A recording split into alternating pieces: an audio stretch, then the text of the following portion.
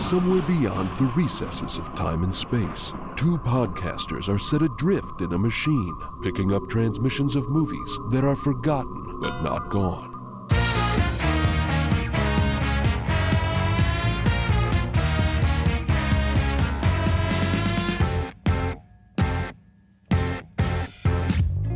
Welcome to Movie Memory Machine, the only podcast that unearths the coffins of forgotten movies, dissects them, and then sells the parts to unscrupulous film schools.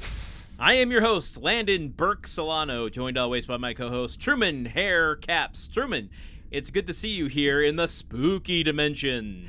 Oh, Landon, it's okay to be seen, I guess, but I don't like being looked at through a nest of cobwebs and tarantulas with skeletons constantly clattering across our desk. It's a lot in this dimension for me. It is astonishing how quickly cobwebs and spiders accumulate here in the spooky dimension when we don't clean every day. Yes, well, I mean, and let's be clear, the movie memory machine is normally pretty filthy because I am not much of a housekeeper, but it gets even worse here. That's the main reason to leave, is just the chore count alone. Well, speaking of spiders, Truman, I have a question for you. Yes. What is in your blood? Honestly, less cholesterol than I expect there to be. I don't want to brag or everything, but every time I go to the doctor, I'm like, this is going to be the one where I learn that I have to stop eating foods that I like. And then I'm like, oh, low cholesterol. Okay, I beat the Grim Reaper for another year, folks. If you're asking my blood type, though, no idea. Yeah. Well, because Darren has spiders in his blood. Steve has vampires in his blood. Yes, true. And so I'm just trying to get to the bottom of what we have in our blood. Okay, I'm going to think about what I have in my blood. What do you think is in your blood? When we zoom into your veins, what CGI figures are inside your double helixes?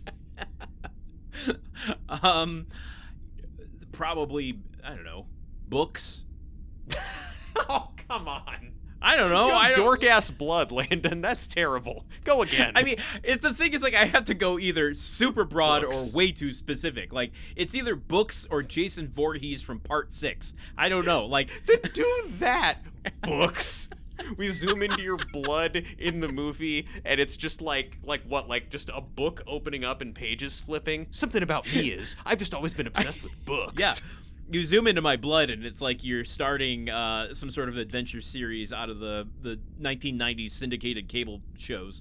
Yes, yeah, exactly. We're going to see that Stephen Bochco executive produced your blood here. Look, I mean, it's on brand for me, but if you zoom into my blood, it's Donald Fagen and Walter Becker of Steely Dan just jamming out on stage on a 9-minute solo. That's what I'm about. It's smooth, rock-oriented jazz. What do you think it feels like to have spiders in your blood? And can you have vampires in your blood? That feels like is it like compound interest where you're feeding vampires by having them in your blood? I mean, well, vampires stand to benefit from compound interest because they live forever. There you go. I think that like vampires, you do have literally vampires in your blood because turning someone into a vampire, you have to exchange blood with them. So there's more of an argument for that than spiders in your blood, which sounds like terrible to me. You're opening up a kind of metaphysical conversation there. How if vampires are in your blood, yet they need to extract your blood, but they are in the blood in which they are extracting, they would be extracting themselves, and therefore you're opening up a paradox of existence. There's not vampires in human blood. Vampires put their vampire blood in the human blood, and that makes the human into the vampire, and then they suck blood out of humans. But then how does Steve have vampires in his blood? Well, that I don't know. Hey, another question. Okay, so Darren has spiders in his blood. Yeah. What does that lead to? Where does that go? Does that mean anything at all? It should mean you turn into Spider-Man. Oh my god. And I think that is partly the intention here. What? Now, have you actually, because you are a sicko who does shit like this, how many books from the 33-book Cirque du Freak series did you read? There are 12 books, or maybe 14. 12 or 14 books. Oh my god. Too many. Too many. There are too many. We're getting a little ahead of ourselves here. I read a freak one show. You read one. I read okay. one. This movie here, which we will announce in 2 seconds, takes mostly from the first, a little bit from the second, and a dusting of the third. And yet still feels like it has 1/8 of a movie's plot in it. Well, yes, it does not feel like it has a fraction that equals one whole, but it does feel like it has multiple fractions from different movies in it. But let's not tease people any further. Today, the machine has made us watch The Vampire's Assistant: Cirque du Freak from 2009, a deviation already from the book title, which is Cirque du Freak: The Vampire's Assistant. Anyway, Truman... What do you think the focus group meeting was like that led to flipping Vampire's Assistant and Cirque du Freak? Was it like, we can't lead with a French word in America. It's not gonna come off well. There's no focus group. An executive walked into his teenage daughter's room and saw vampires on the wall because Twilight was big and said, "We need to make vampire the biggest word in the title." If only he'd walked into his son's room where he had all the Cirque du Soleil posters up, it would have gone the other direction. Truman! Landon, take center stage and shock and horrify listeners with a synopsis. Well, you know what? I'm going to give this synopsis a little bit more verve and gusto than John C. Reilly gives his. Oh. First burn of the episode. Oh, first of many. Small-town teens Darren Shan, played by Chris Massolia, and Steve Leonard, played by Josh Hutcherson, attend a mysterious traveling freak show that sets up shop in a local abandoned theater. The two boys are shocked and enticed by the menagerie of freaks on display, which includes the giant Hibernius Tall, played by Ken Watanabe, the seductive bearded lady Madame Truska, played by Salma Hayek, the lady who can regenerate severed body parts, Korma Limbs, played by Jane Krakowski, and a lady with unusually strong teeth named Gertha Teeth, played by Kristen Schaal, among many others. But the star of the show is the spider-charming Larton Crepsley, played by John C. Reilly, who also happens to be a 200-year-old vampire. As Darren gets drawn into the world of the Cirque du Freak, Crepsley recruits him to be his assistant, turning him into a half-vampire and training him in the vampiric arts. But a war is brewing between the good vampires, led by Gavner Pearl, played by Willem Dafoe, and the evil Vampaneze, led by the evil Murlaugh, played by... Feels racist. It feels racist. It feels incredibly bad. Led by the evil Merlot, played by Ray Stevenson. Soon... What is it? Sorry, just a quick correction. It's led by Michael Serveus, who plays Mr. Tiny. Ray Stevenson is the goon. But does Mr. Tiny lead the Vampaneze? He says he's not a Vampaneze and that he just is a puppet master who wants to make... Go ahead. No. This is all going into the episode now. I think it is? Oh, shit. It's important that our friends at home understand how needlessly convoluted this dumb, almost plotless movie is. I'm pretty sure Mr. Tiny is pulling the strings, but the Vampaneze... I'm pretty sure Merlot is, like, one of the head Vampaneze dudes. I did not get that at all. I got that he was plucked and created by Mr. Tiny, and thus taken his powers taken away at the end when he fails. Okay. All right. Well, let me just amend that quickly. But a war is brewing between the good vampires, led by Gavner Pearl, played by Willem Dafoe, and the evil Vampaneze, led by some fucking guy who the fuck cares. Soon, everyone will have to choose sides. And Darren's best friend Steve has chosen to side with the Vampaneze. Don't feel good about it. Why? Why would you choose Vampaneze? This movie feels deeply offensive, and I'm not exactly sure toward who, except for myself, because I found this movie to be horribly awful. And I didn't like it. I don't like the experience of it, and I want to be offended by something, and I'm choosing to be offended by this vague offensiveness. You know, and look, Landon, this is the difference between us as connoisseurs of film, and specifically as connoisseurs of movies that society chose not to remember. You look at trash and are disgusted by it, and I look at trash and I'm like, wow, this is disgusting, but it's interesting, isn't it? Oh, it is. Look at this interesting filth before me. Ooh, This movie is fascinating. I will give you that. Yeah. But let's earmark that for our personal reflections, which we'll get into in just a second. You started reflecting, and then you're like, I know. Reflect. I couldn't help it. I couldn't help it. Oh, okay. The fucking rules master of the schedule here, but then it's like, oh, I'm gonna just be cheeky and sneak it in, and then tell Truman he can't say what he thinks about the movie. This movie was directed by Mr. American Dreams himself, Paul Weitz. Thank you for your service. Truman salutes him. Written by Paul Weitz and Brian Hedgeland. Produced also by Paul Weitz, Ewan Leslie, and Lauren Schuler. Do I want to mention anyone else? Editor Leslie Jones, who is a famous editor. Yeah, she is. That's a name. Just, I thought it funny. It entered my head that, like, SNL alumni Leslie Jones was, like, editing this movie, and I couldn't get that thought out of my head. It's really funny to me. Yeah, that's why the movie is such a riotous laugh-em-up comedy, right? But, Truman, before we get into this movie, tell me, have you seen this before? What is your experience with this? Are you a freakhead? Am I a freakhead? Yeah. I don't know the proper term for the fans of this particular franchise. I wouldn't. Nor do I care to. Yeah, I wouldn't say I'm a super freak. Yeah, I look, this got mixed up with me. There's another vampire. For some reason I have this mixed up with. It's Twilight. No, like I think a little bit. There's a scoop of Twilight in there because obviously Twilight was a big vampire movie that came out the same month as this one. And I think for some reason the movie Renfield really deeply in my head, even though Renfield came out a couple years ago, but that notion of kid becomes vampire assistant to vampire played by notoriously over-the-top character actor / leading man, I kind of figured it was that. So I was not aware of it before it came across our desks. Well, speaking of looming in the shadows of something else, there's only one vampire assistant in this world that matters, and that's Guillermo.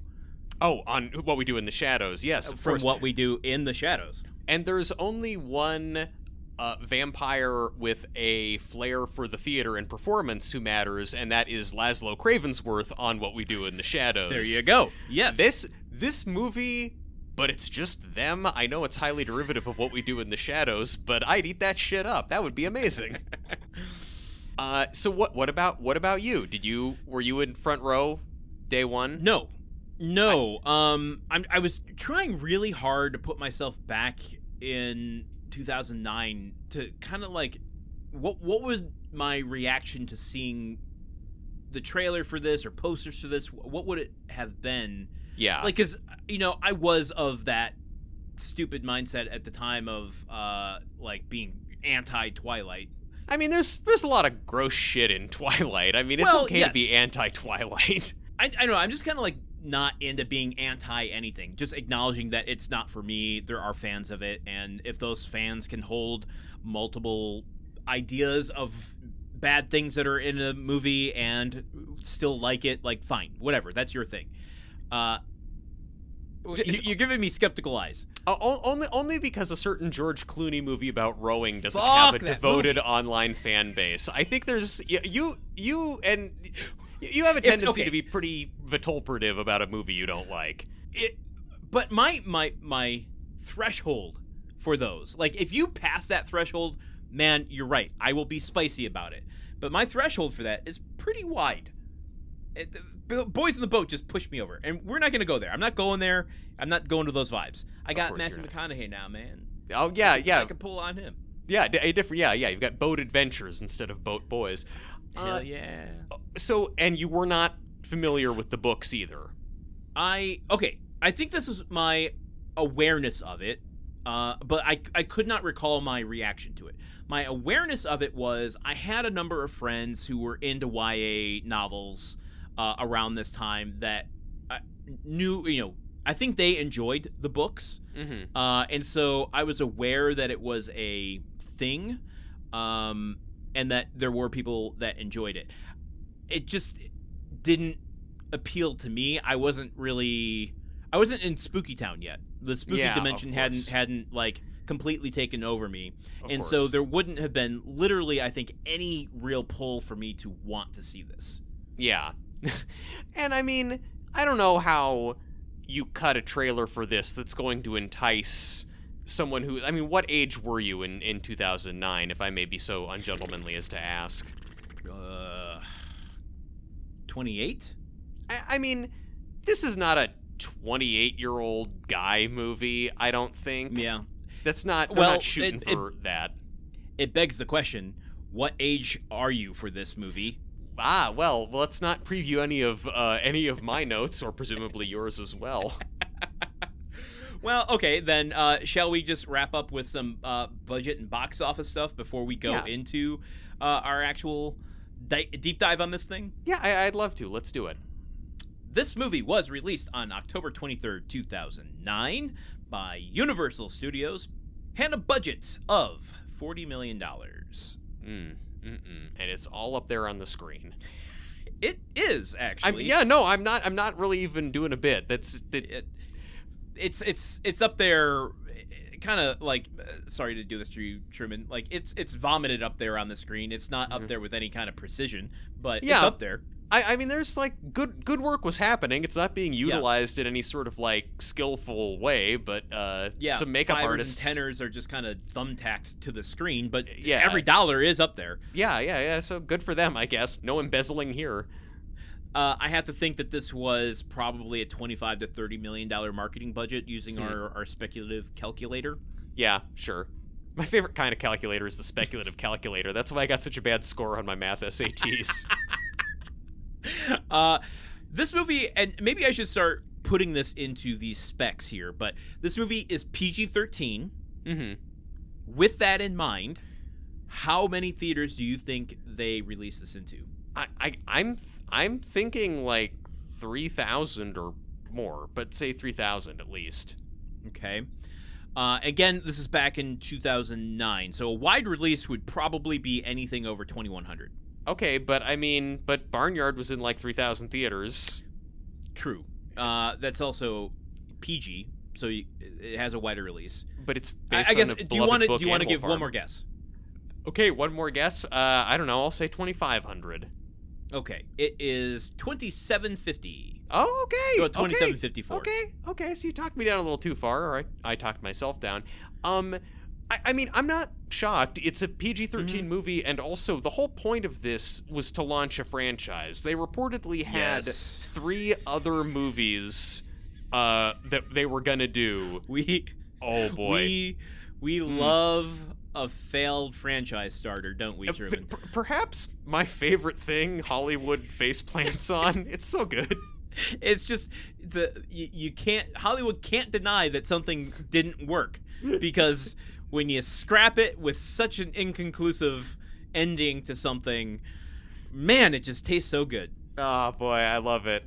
Wow, all those focus groups and all those big brain executives somehow led you astray for the first time ever. Despite all of that, it ends up number 7 in the box office opening weekend. Does that surprise you? I mean, I guess not. I'm trying to I mean, like, what the hell else was there to do in 2009? Like, you run down the street with a hoop, pushing it along with a stick. You know, you go to the vaudeville theater. There wasn't much back in those Go days. to the freak show. Yeah, well, exactly. And this look, these are freaks. These are some freak-ass freaks in this show. It's a pretty high-quality freak show. Okay, we're gonna have to come back to that Excuse conversation. me? What? No. No. You can't. Saying that there's not sufficient freaks in Cirque du Freak is like saying there's not enough not- cats in the movie Cats. That's not what I was implying. The concept of that circles around that same kind of Circles of freaks? freak Vampaneze thing, where it's like, I thought we were kind of past this. Yeah. idea, Yeah. but we're not. We're superheroing our freaks now. Yeah, well, I mean, are we? Because this movie didn't do very well, and no one remembers it. We're in fact shining more light on the various controversial aspects of the movie by talking about it on our wildly popular show. Well, you could go see 10 other movies that were in theaters at this time. Do you want to know what it was up against? Tell me all about them. Okay. Since this is number 7, I am going to go through the full top 10, but I'll do it rather quickly. From back to front, coming in at number 10 in its 4th week is Zombieland. Oh, so okay. we are firmly in Spooky Land territory. Yeah. Coming in number 9 in its 6th week is Cloudy with a Chance of Meatballs. Yep, that one's been coming up on our show. Mm-hmm. I love how Hollywood tries to just, like, sneak thrillers in as if they are horror films. Yeah. We've got the domestic thriller The Stepfather remake coming in at number 8 in its 2nd week. Okay. Number 7, Cirque du Freak, The Vampire's Assistant. Even reporting cannot keep the name of this movie correct. Sometimes it's The Vampire's Assistant, Cirque du Freak. Other times it's the other way around. Maybe that worked against them. I would think so. Coming in at number 6, and this is indicative of how bad this movie did, the CGI remake of the Japanese animated TV show Astro Boy. What? They... What? Nick Cage does a voice in it. Oh boy, I feel the machine a rumbling around us, folks. Did not know that was in the mix. And then the top 5, I think, are really indicative of a time and place. We've got, coming in at number 5, Couples Retreat. Coming in at number 4, Law Abiding Citizen. Oh boy, okay, yeah. Coming in at number 3, Where the Wild Things Are. Is that a beloved forgotten film, maybe? I mean, I would acknowledge it's a beloved forgotten film. I have mixed up feelings about them making a movie of that, but oh, okay. I'm sentimental about the book. It's not. Of course. I don't know. It's just me. Yeah. Coming in at number 2, Saw 6. They'd made 6 of them by 2009. Oh yeah. My god. And they were still, rocket as far as box office is concerned.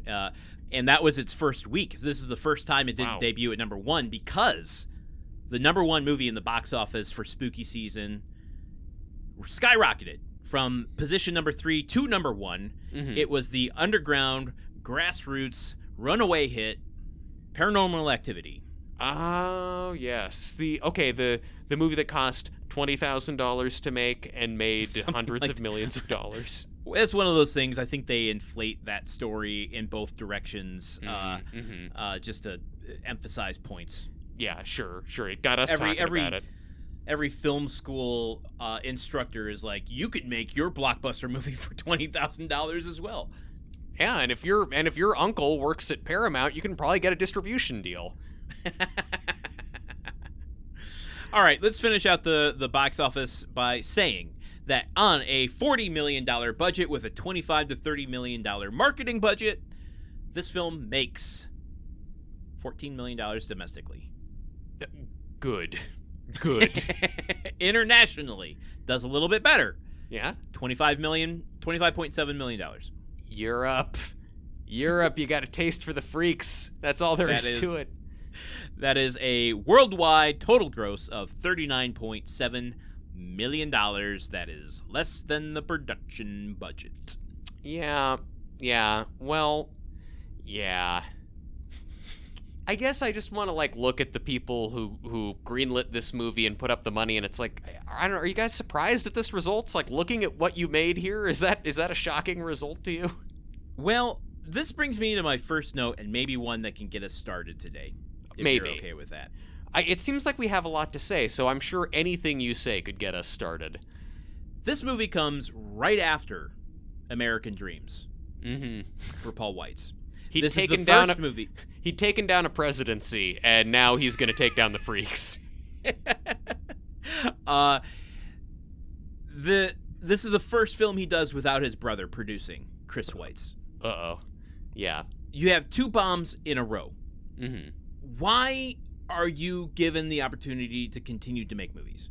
I don't know, man. We keep having this conversation again and again. I know.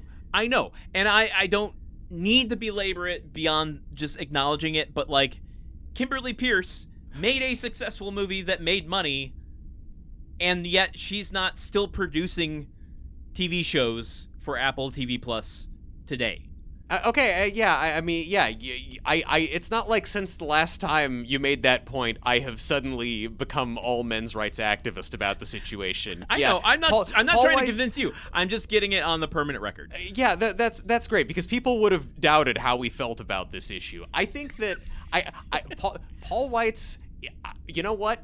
Here's why Paul Weitz gets to continue making movies after having 2 huge flops in a row. He is probably a really nice guy to hang out with. He is personally ingratiating to various people at different levels of the Hollywood executive class. They like him. They have personal relationships with him. Their kids go to Harvard Westlake together, and he has a lot of pals. That's the end all be all of how all this stuff happens. These people all know each other and are friends.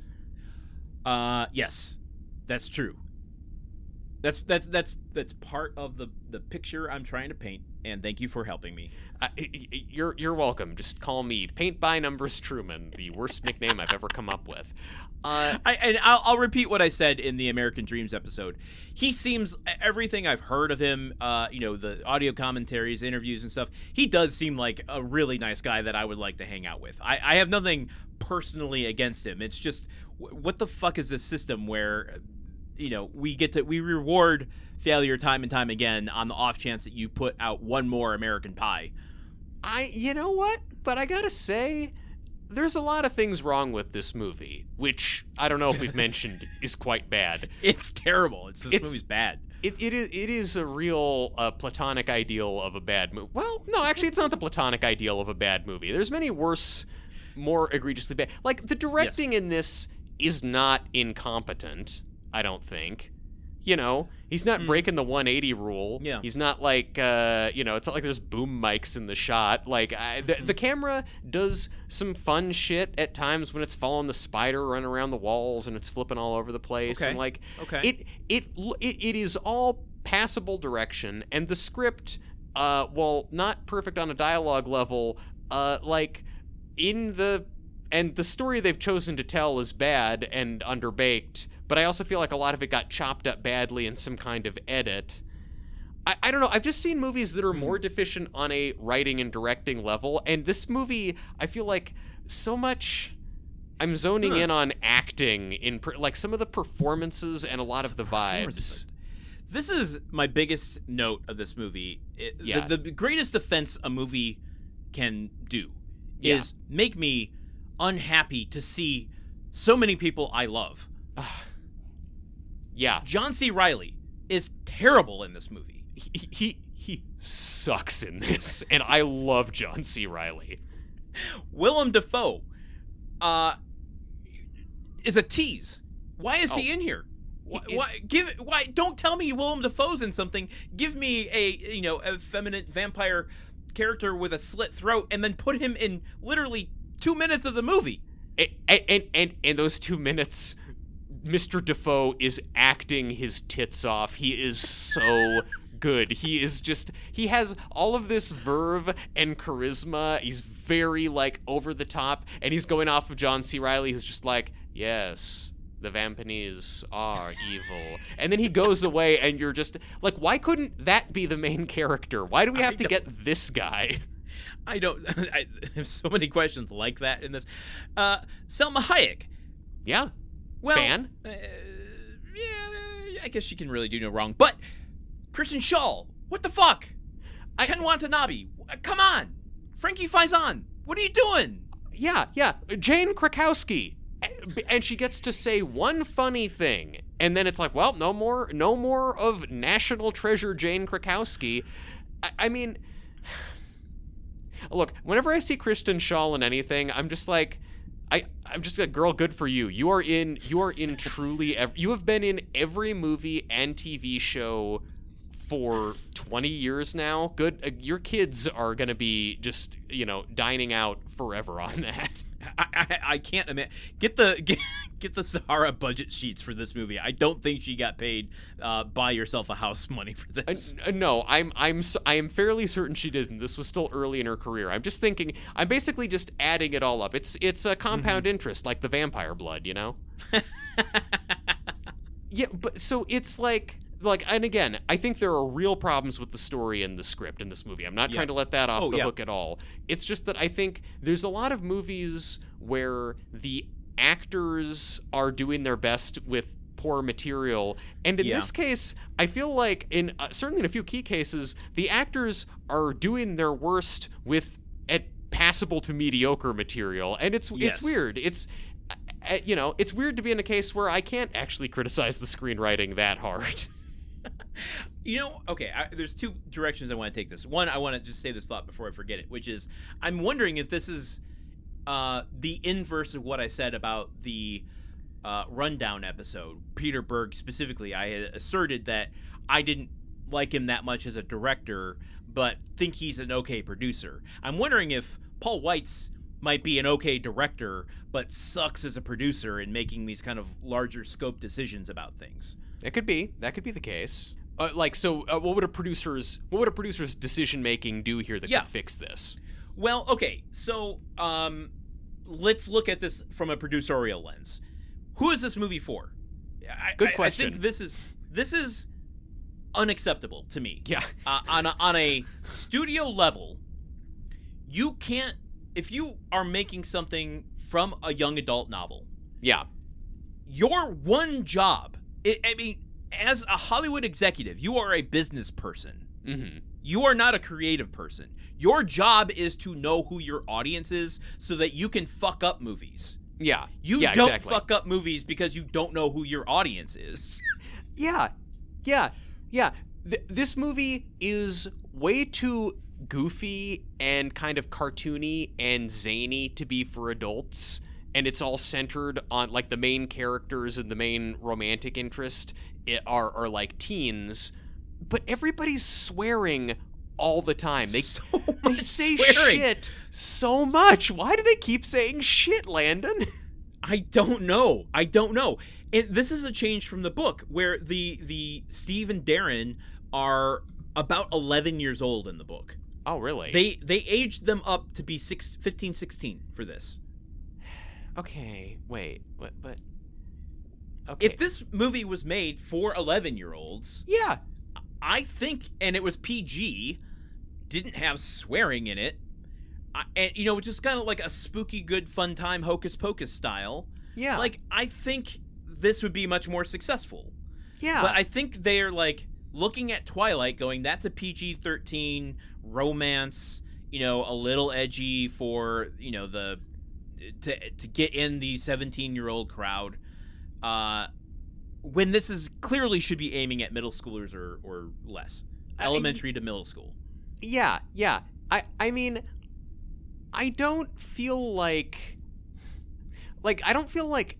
running away to join the circus. That doesn't feel like a very teenaged fantasy, Right. That's not like an aspirational thing that a teen wants to do. Like the teen You're gonna vampire... run away to go stay at your girlfriend or boyfriend's house. Exactly, because that's what Twilight is about. Twilight is about, being in love is the most powerful and important thing in the universe that transcends time. That's going to resonate with a teen audience. This movie has nothing in it for teens to emotionally grab onto. No. There's no big feelings here, which is None. Twilight leads with big feelings. Yes. Or let's rebrand it. Twilight leads with Wicker Park feelings. Yeah. Obsession first. You're pretty, therefore you're perfect. Yeah. Exactly.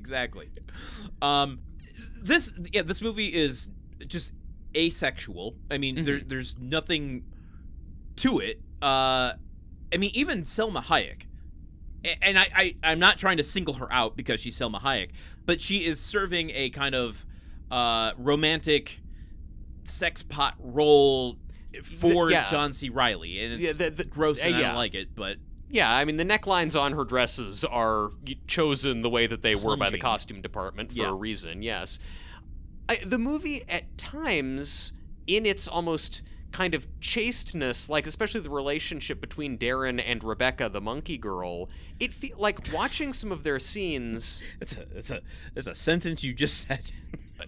Okay, folks, I'm not proud of the life that I'm living. My parents loved me.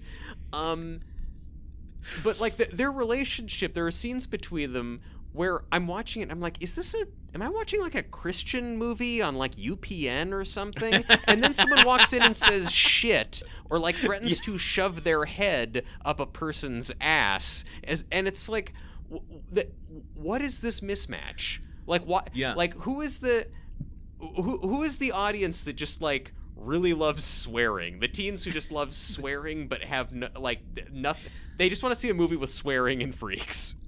Oh man, it's so miscalibrated. And the thing is, like, this could work if it had a kind of like subversive visionary behind it. Like if it was the equivalent of George Miller doing Babe, Pig in the City. Oh my God. Yeah. Where it's like taking a children's property and completely deranging it, but there is a strong vision guiding that and butting up against the studio to like create this weird abomination of a film. This feels like a studio went, we have a middle school property, how do we tart it up and put it out there so that it lures in the teenage crowd? Yeah. I feel like that's a good comparison, because the movie Babe has this. I mean, there's darkness there and then sweetness inside it. Like it acknowledges there's real scary and bad stuff in the world, but there's like it has this strong message. Here's a movie that also has a lot of dark stuff in it, but kind of like you're never sure how you're supposed to feel about it. I thought you were shaking your head because you disagreed that the concept of his parents thinking their teenage son is dead forever is not a dark thing. Okay. Like they go to his funeral. You see his sister crying. I am gonna argue a nuance of it. I am. Okay. Which is, I don't think this is a dark movie at all. No, it's not. It uses the kind of aesthetics of the macabre. But there's nothing the darkness comes from the psychological impact that it has on the characters. And at no time are the parents anything but cartoony about what's going on. I don't ever feel loss from his parents that he had died. Sure. By the way, Landon's Halloween Costume Cop, Aesthetics of the Macabre, is going to be opening October 1st. Get out there, a lot of discounts. I mean, everything in this movie has a heightened kind of camp sensibility to it, and that's evident in the way it's put out there. But at the same time, the fact that the movie opens with everyone grieving at his funeral, and then later, they see the whole scene with John C. Reilly staging his death, he full-on breaks Darren's neck on camera and throws his corpse off the roof to make it look like he broke his neck falling out the window trying to climb out of his house. And we need a little bit more context there, which is he has been turned into a vampire and needs to fake his death in order to step out of society, and needs to make everyone believe he's dead. Okay, and so here's the thing. Okay, so those are the circumstances for how he leaves his life behind and becomes a vampire. And it is this kind of young adult novel trope of you leave your humdrum suburban existence behind and you join a fantasy world. But the family he's leaving behind and his they seem pretty cool. His dad's a little strict. His mom and dad love him. His sister loves him. There are scenes with them together. Okay. He's got a great life. And then it's but then because he feels a little squiffy about having his whole life planned out for him by his dad, he puts them through the grief and loss of having to find their son's shattered body on their front lawn in the morning. Get the stamp out and make this a certified messy episode, because I need to sidetrack us and ask a larger question about this, because it plays exactly into what you just said. All right. There's this invisible world around what's happening. Like we see the freak show. We see we don't really see the war between vampires, but no, we don't. We hear it's going to be great. That's in movie 2 or maybe movie 3. All of that plot though is at the forefront of this movie, and so it's working on this kind of vague idea of this humdrum world, the suburban world, that he wants to get away from. And the Josh Hutcherson character Steve also has this, like, my mom's an alcoholic and I no one cares about me, I want to get out of it, angsty teen gonna listen to Papa Roach. And drawing from personal experience here maybe a little bit. Well, whatever. The question I have is about the depiction of that world and what it's trying to say. Because you brought up the parents, and I thought this was just going to be an offhanded, like, thing I mentioned in the mini. But I do think it's a more important question to this point here. When you look at the other kids in the school, you look at, like, what they're leaving behind. Yeah. I was gonna, be kind of like, but I do think it's interesting that they're all white. And what's weird to me is, like, we have this opening narration of Darren going through his school, talking about, I used to be friends with the freaks, but now I got some cool friends and all this shit. And you look at everyone, and, like, they are all dressed the same. Yes! Like it's a pod why does every kid have a pastel button-up shirt and khakis in this movie? Every single one of them. This is literally straight from my notes. Welcome to pastel button-down shirt high school. Everyone, like, did they look? You know what happened, Landon? They 100% shot their wad on the costume budget for the freaks, and it's like, oh fuck, we have to get costumes for like 60 teen extras. PA, go to Walmart. Yeah, exactly. Amazon Basics. Yeah, but I mean, is it saying something about the world that they're living in, or is it, like, do you think whether there's, like, a deeper commentary on it, like, we can set that aside, but do you think there was intention in creating a homogenized world to better emphasize the world the freaks inhabit? I don't think that was I don't think this stuff is intentional. I think that I think that they're, like, I think that probably that was an intention at some point. I see it present in some things. I don't think choices like the way people are dressed is intended to make the real world look too homogenized. Well, I want to draw a comparison to a movie I watched for the first time in a very long time. It was on the Queer Sighted collection on Criterion Channel, and it was Addams Family Values. Oh, wonderful. And there is the subplot of Wednesday and Pugsley going to camp. Yes. And they meet David Krumholtz, and there's this whole idea that they don't fit in. And they, it's all centered around this production of, the first Thanksgiving, and all of the blonde hair, blue-eyed kids get cast as the Pilgrims, and it's all of the quote-unquote freaks who get cast as the Native Americans, and it's Pugsley and Wednesday, but it's also David Krumholtz. And then it goes through this panning shot of all the kids, and it's like, you have all of the ethnicities, you have the people with handicaps, you have someone with a lot of dental machinery on their head, and it's like, it is the visible outsiderness that is being seen as what doesn't fit in. And I'm wondering if this is kind of the inverse, where we are highlighting those freaks, quote unquote, from the homogenized masses. I mean, I just feel like if that's the case, they're not being, like, stylish enough or arch enough about the way that they're doing it to really make it land, because it's not like the high school is a very proper, prim, pristine, like, I'm not saying it has to be like some kind of English boarding school thing, but, like, the teacher they interact with, he's strict, but honestly he seems like a pretty good teacher. I mean, he seems pretty passionate about history. If you're setting up a stick in the mud teacher, this is the wrong way to do it, because as soon as he is introduced, I'm like, oh, fuck yeah. I'm all about this teacher's energy. He comes in, screeches his nails across the chalkboard. Not a fan of that. But then he goes, what you got for me? Yeah. Like he's Jim Carrey wearing the mask. Like, this is not a stick in the mud teacher.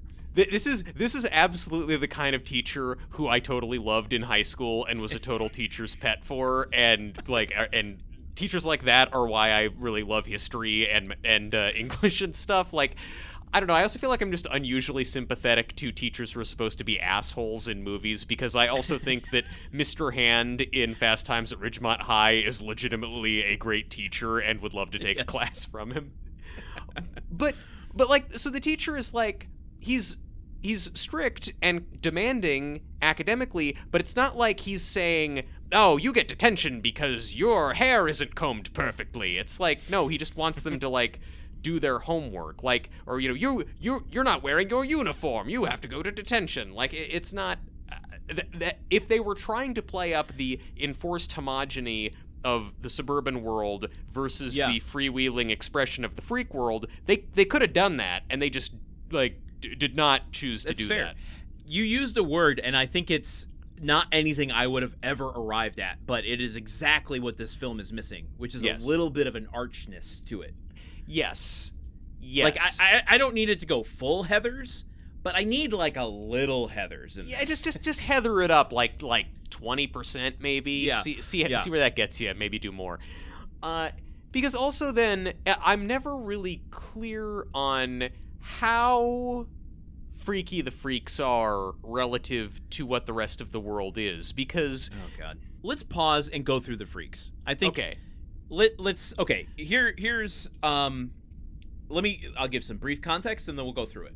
So I think in order, we gotta go through these. I don't even like calling them freaks. I don't like the term. I don't like what it implies. Title.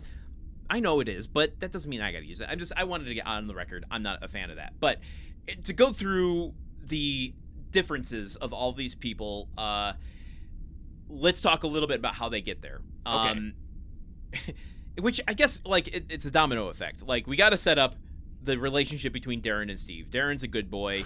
Steve is his bad boy best friend. It's not like it's a really intricate relationship. We know that they're best friends because he tells us in voiceover that they're best friends, and they act like two people who met 10 minutes before they turned on the camera.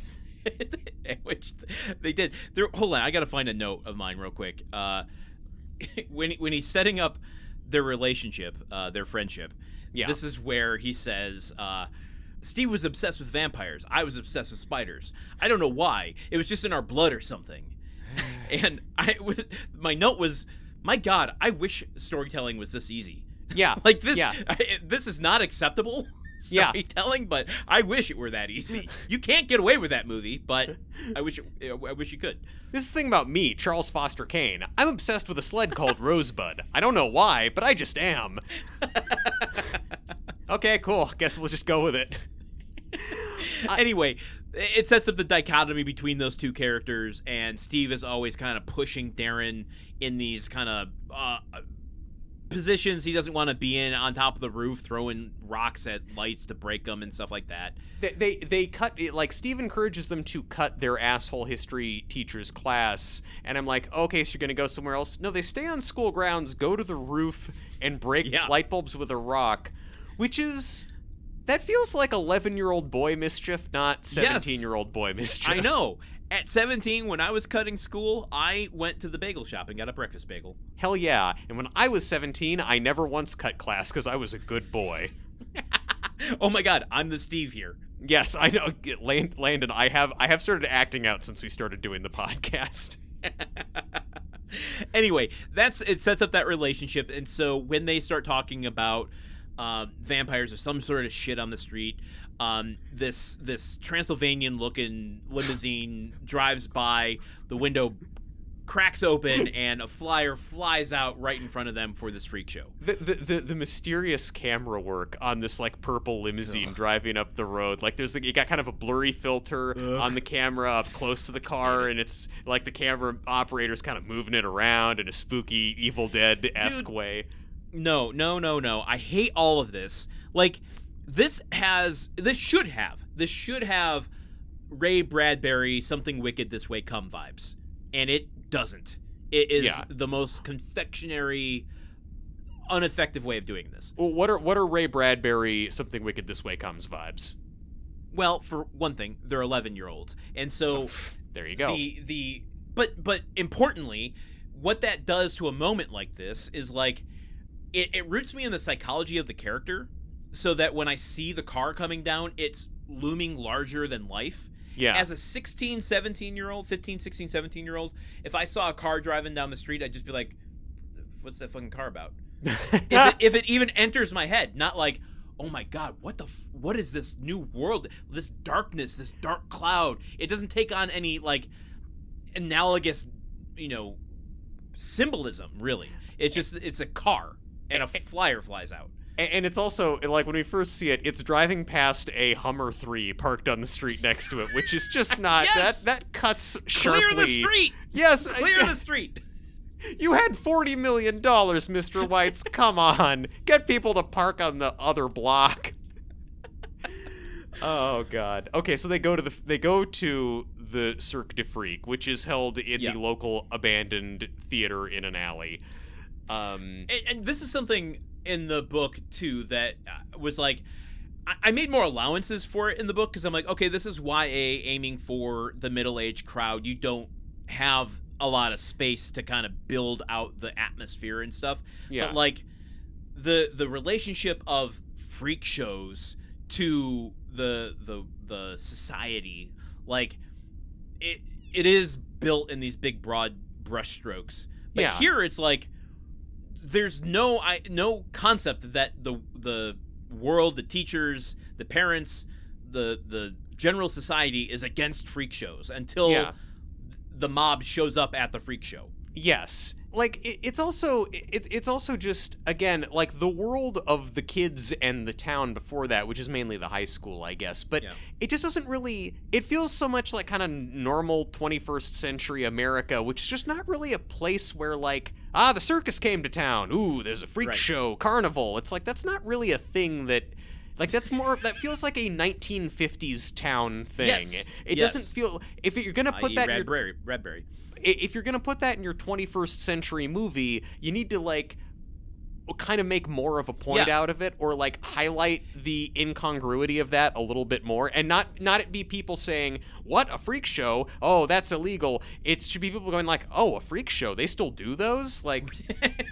Well, right, and this is why I think this plays more... It's more understandable when these are 11-year-olds and they go into class with a freak show flyer and the teacher's like, you guys don't know about freak shows. This is not for you. This is not good. We don't want this around. Having a teacher freak out about a bunch of 16-year-olds with a freak show flyer, it's just not something that would happen. No. Like, that teacher would not care. Yeah, the teacher would be like, oh, you're not smoking weed? You're not, like, downloading porn on your phone during class? Right. Great, cool. Enjoy the freaks. If you're 11... Okay, when I was 11 years old, I had written out... This is how old I am. The internet didn't exist yet. Oh. I had written out word by word, the lyrics to the Fresh Prince and Jazzy Jeff song, You Saw My Blinker, which the chorus goes, you saw my blinker, bitch, and... talks about getting in a fender bender with this old woman and having to go to court and all this stuff. And I don't, even at that young age, lyrics didn't enter my head. I was just like, I like rap. I like words. I'm going to write out all the lyrics. You were a bad boy. I had this, as 11-year-old, I had this in my backpack. And I was so nervous having it. And because I thought I would get found out. Like you're smuggling cocaine through customs. Here's the thing, Truman. It did get out. Now, it didn't, it slipped out of my bag at some point, and the teacher found it. She didn't know whose it was. Uh-oh. But she did this, where she was like, I need to know who wrote these lyrics. Who wrote this piece of paper? As an 11-year-old. This emotionally makes sense that you are afraid of having a freak show flyer because it's taboo, it's controversial, it's scandalous, and you're afraid of being found out because of what the teacher will do. The scene plays out like your worst nightmare as an 11-year-old. As a but 16-year-old, the equation doesn't work. As a 16-year-old, you want the teacher to find out so you can say, yeah, fuck you, authority, I'm going to do it anyway. I will say, I would pay so much money to have just a camera feed of 11-year-old Landon's face as the teacher was grilling everyone about it. Like, just the beads of sweat trick where you're just trying to hold your shit together, not crack. Did you get found out? I do not have that access to that memory. I don't. I have access to her holding it up in front of class. I don't remember what happened. I might be blocking something. Did you spend the next several years in juvie before you were released back into the general population? You blocked all of that? No, because the next year I did the same thing with another Fresh Prince of and Jazzy Jeff song, "Nightmare on My Street," which is a Nightmare on Elm Street parody of sorts. Well, that's very on brand. But that time your OPSEC was better, so you ate it as soon as you were done with it, so no one ever found it. It's still in my tummy, and that's why I love horror movies. They get to this goddamn freak show. Yes. They arrive. They pay $10 a piece to get in, which even in 2009 is a pretty good rate, I think, for the quality of show they're about to see. And their tickets are taken, well, they're by a little goblin-y, ghouly thing in, like, the floor of the ticket booth that bites one of their hands. This phantasm-ass-looking motherfucker. And these two kids, who seem to come from a normal town, go to a normal high school, they see a, like, 2.5-foot-tall gremlin guy with beady eyes, like Stan Winston character shop, light, Kroger brand, Stan Winston. Yes. In a like Dollar little robe store. At dollar store, Spirit Halloween. It's like if one of those little Spirit Halloween goblins was walking around and trying to bite your hand. They see this and their reaction is kind of like, whoa, and then they just go into the show because they're 16 years old. They can't show their emotions, Truman. Yeah, they're too cool for that. Yeah, that is a recurring theme throughout the movie. But it's just like, so they're not. I guess they've seen a little 2-foot-tall goblin guy before? I don't know. I would like to know, because I would too. If you're trying to sell us on the contrast between the straight-laced normal world and the freak world, maybe seeing people kind of be overtly shocked by the freaks would help to draw that point in. Yes, exactly. This should be a process of I hate the movie Babylon, but there is the infamous sequence when they kind of go underground to meet Tobey Maguire, and like you feel like you're going through a dark odyssey in that sequence. Like this should be like crossing the river Styx. Like you should be going to a point of no return, character-wise here. Like you should feel that you are no longer in Kansas. Yeah. Instead, this is more like crossing the L.A. River in certain parts of the valley, where you just kind of walk across a grimy pedestrian bridge and you're there. Right. Or even during a drought and you're just skateboarding in the actual aqueduct. Exactly. T-1000s are chasing kids all over the place. No, okay. So then they get to the freak show and holy shit, so many freaks.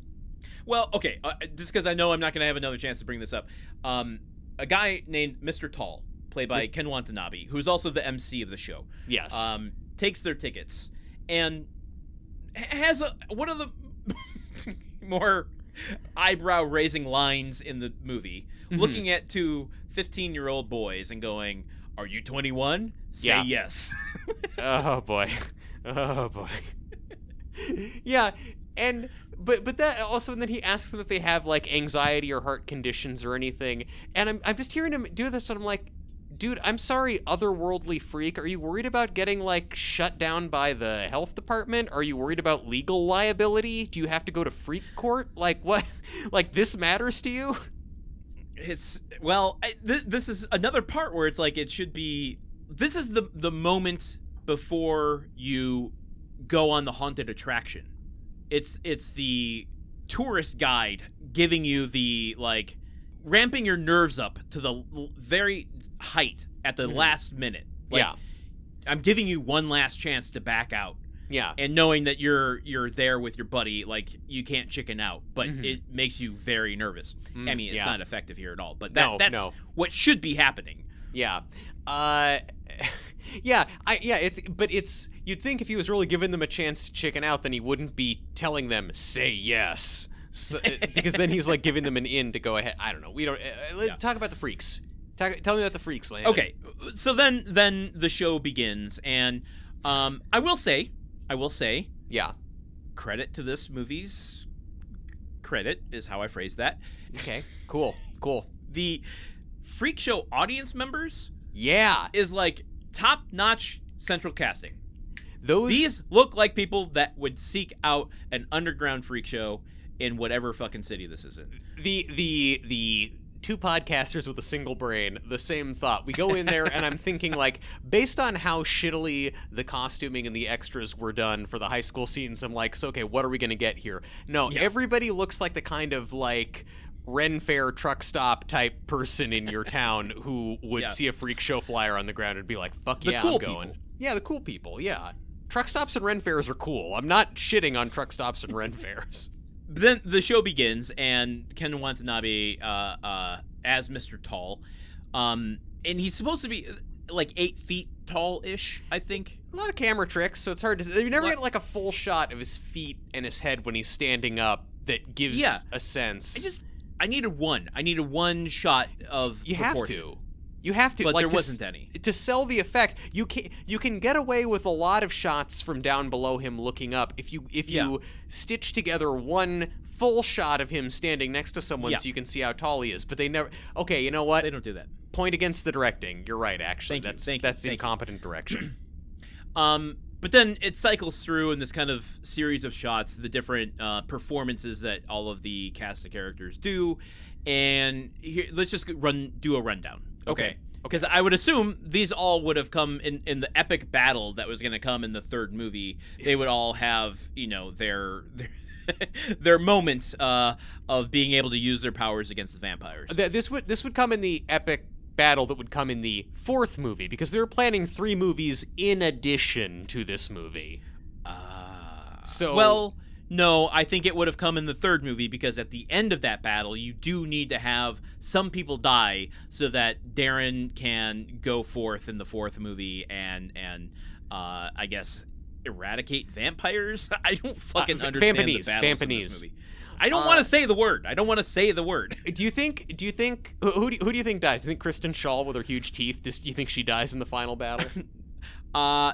No, I don't. I think it is the guy with the tall head. He's going to be the Dobby. Easy target, real easy target with a head that big. Okay, here's who we have. We have Mr. Tall is the MC. That's Ken Watanabe. We just talked about him. Yeah. Jane Krakowski. Yep. Korma Limbs. Yep.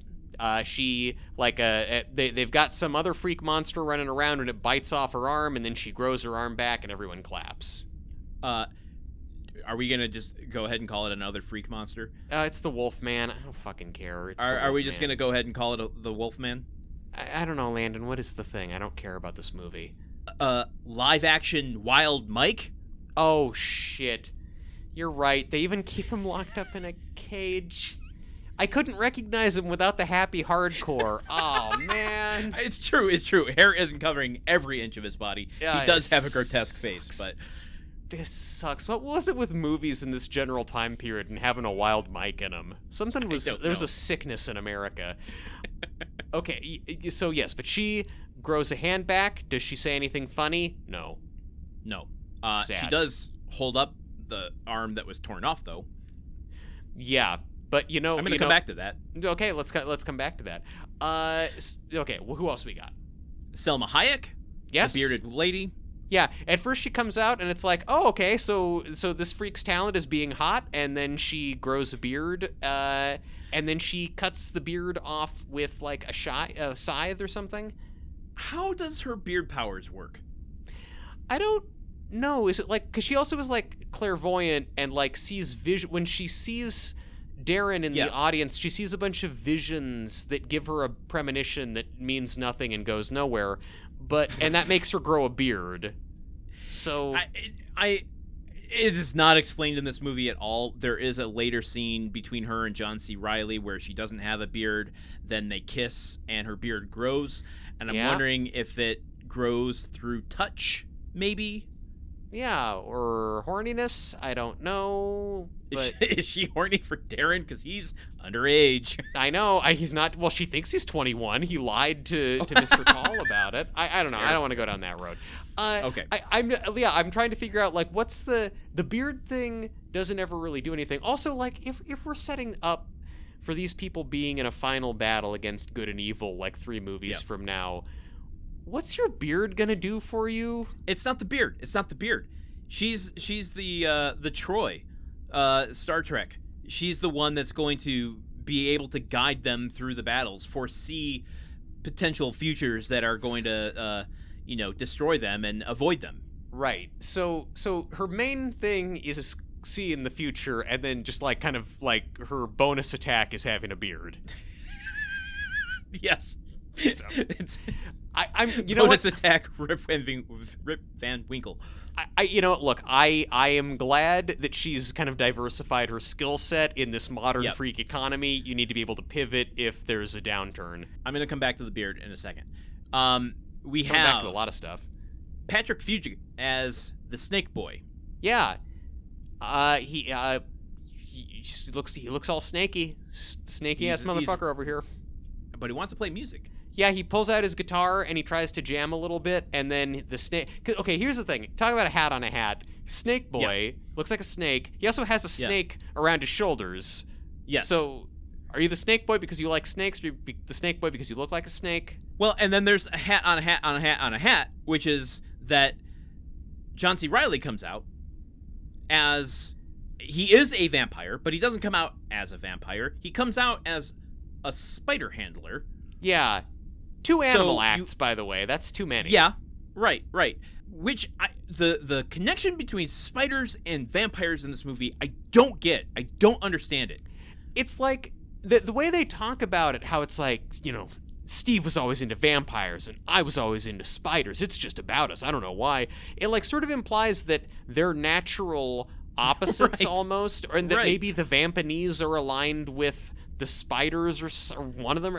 I don't know. But then why does John C. Reilly, a vampire, have a incredibly smart pet spider? I don't know. It doesn't make any sense. This is when I start to pull on these strings, it makes me feel insane. I hate movies that make me feel stupid, not because I don't get them, but because they think that I don't need this information. You really can't let Cirque du Freak into your head. It will fuck with you. It will make you swallow your own tongue. Then I could join the show. Yeah, well, that's very good. That's a very good point, and there's your new career. Okay, let's go through just real quickly the rest of them. Yeah. We have Kristen Schaal, who is Mrs. Teeth. Yep. Strong teeth, big teeth. She holds onto a rope with her teeth and gets lowered from the ceiling. She even says at one point, "I have a pretty stupid power," which is good.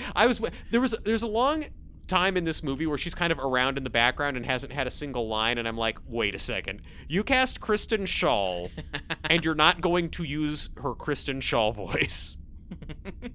Orlando Jones plays Alexander Ribbs.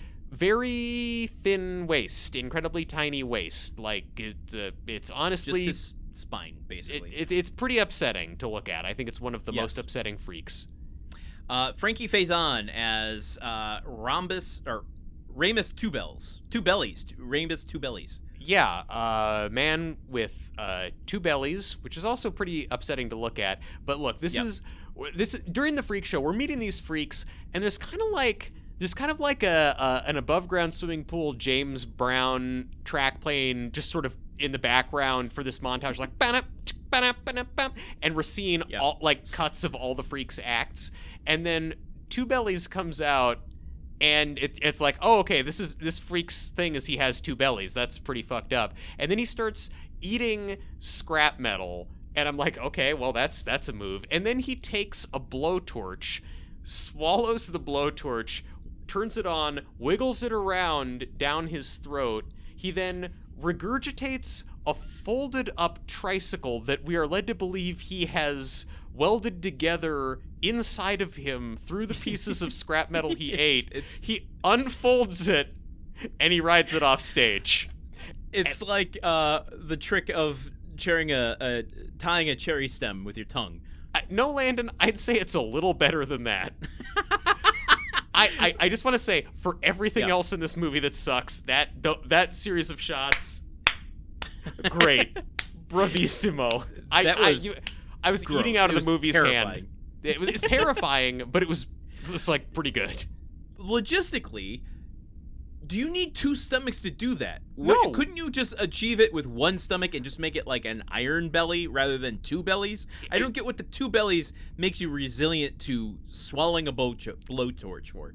Yeah, no, the two bellies makes it actively harder because the tricycle is one piece, and you're not assembling it in two pieces in each stomach, and then like you hork it up halfway and like weld it all together in your esophagus. One of those little guys.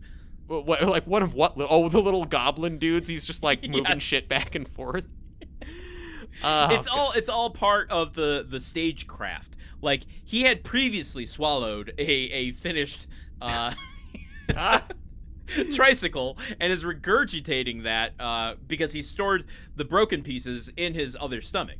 Okay, yeah, it's like when Julia Child has the dessert that she's already baked, ready to go, so they can finish the show. Yeah, makes sense. Yeah. All right, I have a just overarching question about this cast of characters. It all makes sense to me, so I don't know what questions you could possibly have. The idea is, once the angry mob comes in and shuts the show down, Orlando Jones steps in and goes, okay, cool, so we're all going to live with you, right? And then he undoes his jacket and, it causes the teacher who's leading the mob to call him a freak because previously he was saying, this isn't about you being who you are. This is, we don't want this kind of entertainment or something. And then he calls him a freak and it turns into like, okay, clearly you're being racist against freaks. The thing specifically, the teacher's whole point again and again, both when he finds the flyer and then later when he bursts in with like a cop and a bunch of townspeople, is freak shows are immoral. You are exploiting these poor defenseless freaks for money. It is wrong to treat the freaks this way. Oh, then you're gonna let us all come with you, right? Ah, you freak! Like, so it's like it's exposing that their supposed political correctness is disingenuous, and they actually don't like want to be inclusive of these people. Right. But the movie then does nothing with that. Yeah, right. Because it is an interesting conversation, and there's a lot of exploitation around this, and why freak shows are still controversial to this day. Yeah. My point being, shutting a show down, Orlando Jones saying, cool, then we're all going to come live with you, implying this is our living. You're going to take this away from us, and we have nowhere to go, nothing to do. Yeah. You have a woman who can grow long hair instantaneously. Oh, boy. You have a woman who can grow limbs and organs instantaneously. Mm-hmm. Yeah. You have someone that can presumably have an entire metal blacksmithing business in his stomach and generate something fairly instantaneously. Well, I mean, I mean, like, you can also have a successful blacksmithing business outside of a stomach. Like, if the value proposition is just blacksmithing, I don't think it needs to be in a stomach for it to get... I don't think Two Bellies' stomach is adding anything to the process. I'm just saying, like, organ donation, hair donation, there are ways to make money doing what your God-given gifts are. You are choosing the freak life. How much money do you think you can make selling Salma Hayek beard hair wigs to keep like 20 to 30 people fed and clothed and housed, though? Oh, you're making clothing out of it? I was thinking you do it for people with hair needs. Well, yeah, that's St. Jude's and stuff. That's what I'm saying. How many wigs do you think you can sell? Also, I love that it's like, we're going to sell the wigs to the children's hospital.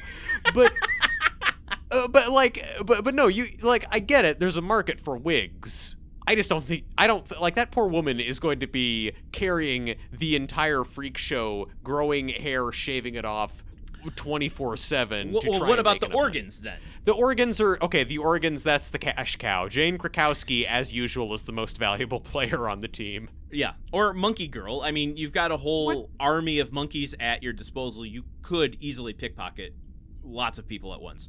Okay, let's talk about Monkey Girl for a second, who we don't even meet until way later. But when he's at the circus camp later, because he's joined the thing, because he's the vampire's assistant, Cirque du Freak, he meets, there's this cute girl walking around who he strikes up a conversation with, and they have what could be construed as flirtatious banter if the performances were better.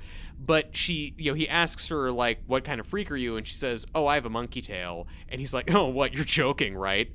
And it's like, what? Why would she be joking after everything you've seen? What would be weird about that? Why? She says, are you freaked out? And he goes, yeah, a little. And it's like, to your point, but like on the other side of the pendulum, it's like, why would you be freaked out by that, by everything you've fucking seen so far? Yeah. Also, I don't even really know what she brings to the freak show. Like, she seems to work in their costume department. She does a lot of sewing and mending.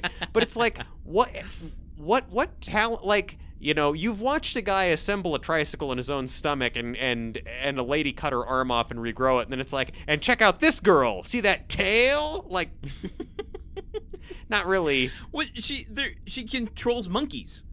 The monkeys don't play into this movie at all, but there's one or two moments when she goes. Maybe she's just doing that. You don't know. There's no monkeys in the movie. You have no way of knowing if that means anything.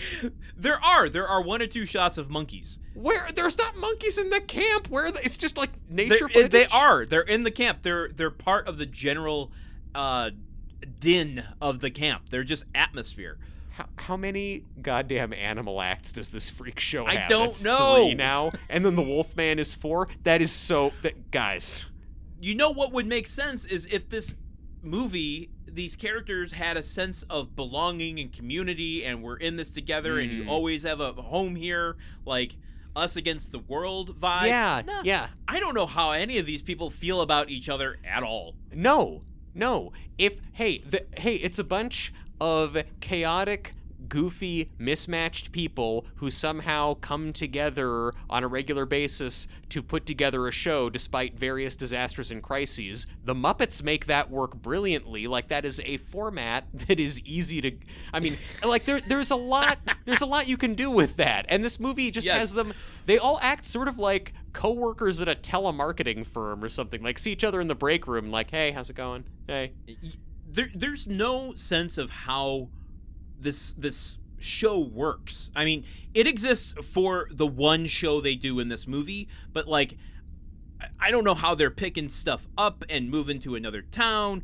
Like, every other traveling sideshow movie I know, and like the movie Freaks, Todd Browning's Freaks, still a controversial movie, is like 70 minutes long.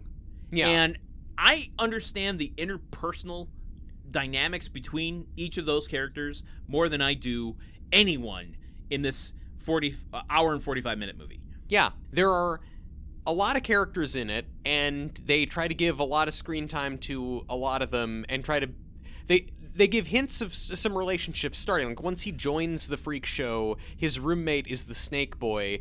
They have 1 or 2 scenes together where the Snake Boy is being kind of gruff with him, and then it's just, I guess, like they're friends or something.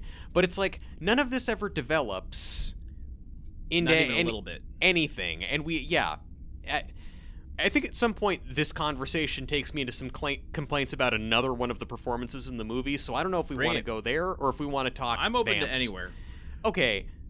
Darren, the lead character in this movie, he's played by an actor named Chris Massolia. Yeah. I don't want to be mean to Chris Massolia, who was 17 at the time that he was cast in this movie. He was a unknown actor who had been in a lot of commercials, few episodes of TV, and auditioned for a lot of other stuff.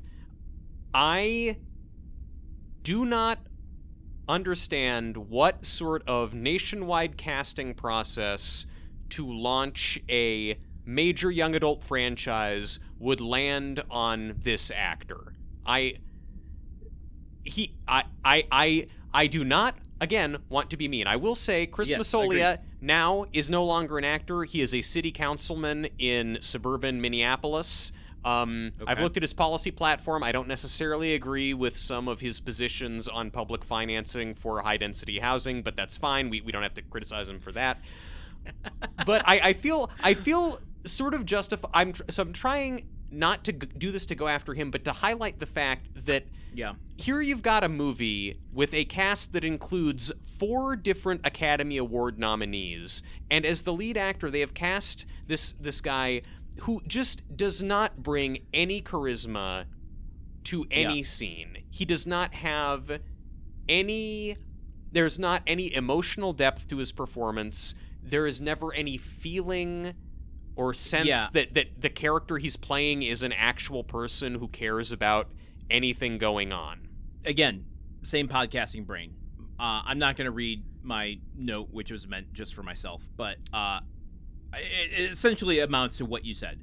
Why, of all the actors that exist in the world, do you land on this particular one for this particular role? And I started to investigate that a little more within myself, and was like, am I being too harsh on this? Let me look at the comparisons. And I went to Twilight because that's clearly what this is trying to mirror to a degree. Yeah. And I started to think about Kristen Stewart and Robert Pattinson, and I'm like, they're not great in that movie. They're young, and their craft isn't developed yet. But there is a look to Robert Pattinson. There is a kind of natural talent, even if he doesn't have full control of it yet. Yeah, where you understand something else is going on beneath the surface of what he's playing. Yeah, there's something there. They're making choices about their performances. Yeah. And even if they aren't, there is something there for the directors to try to pull out. Yes. I don't know how to comment upon this without sounding mean. I think I think that we shouldn't worry too much about it, and if he wants to talk shit about our podcast, he's welcome. But because this is a complex role. I mean, because you're trying to sell this character, this kid who has a pretty nice life, and he leaves it all behind so he can become an undead ghoul and live in a traveling freak show. And it's like the script makes a case for why that is, that he has these feelings of his whole life has been planned out for him and he wants to experience something new, but we never feel any of his need to break out of that. We don't get any sense of kind of angst or desire for freedom or something.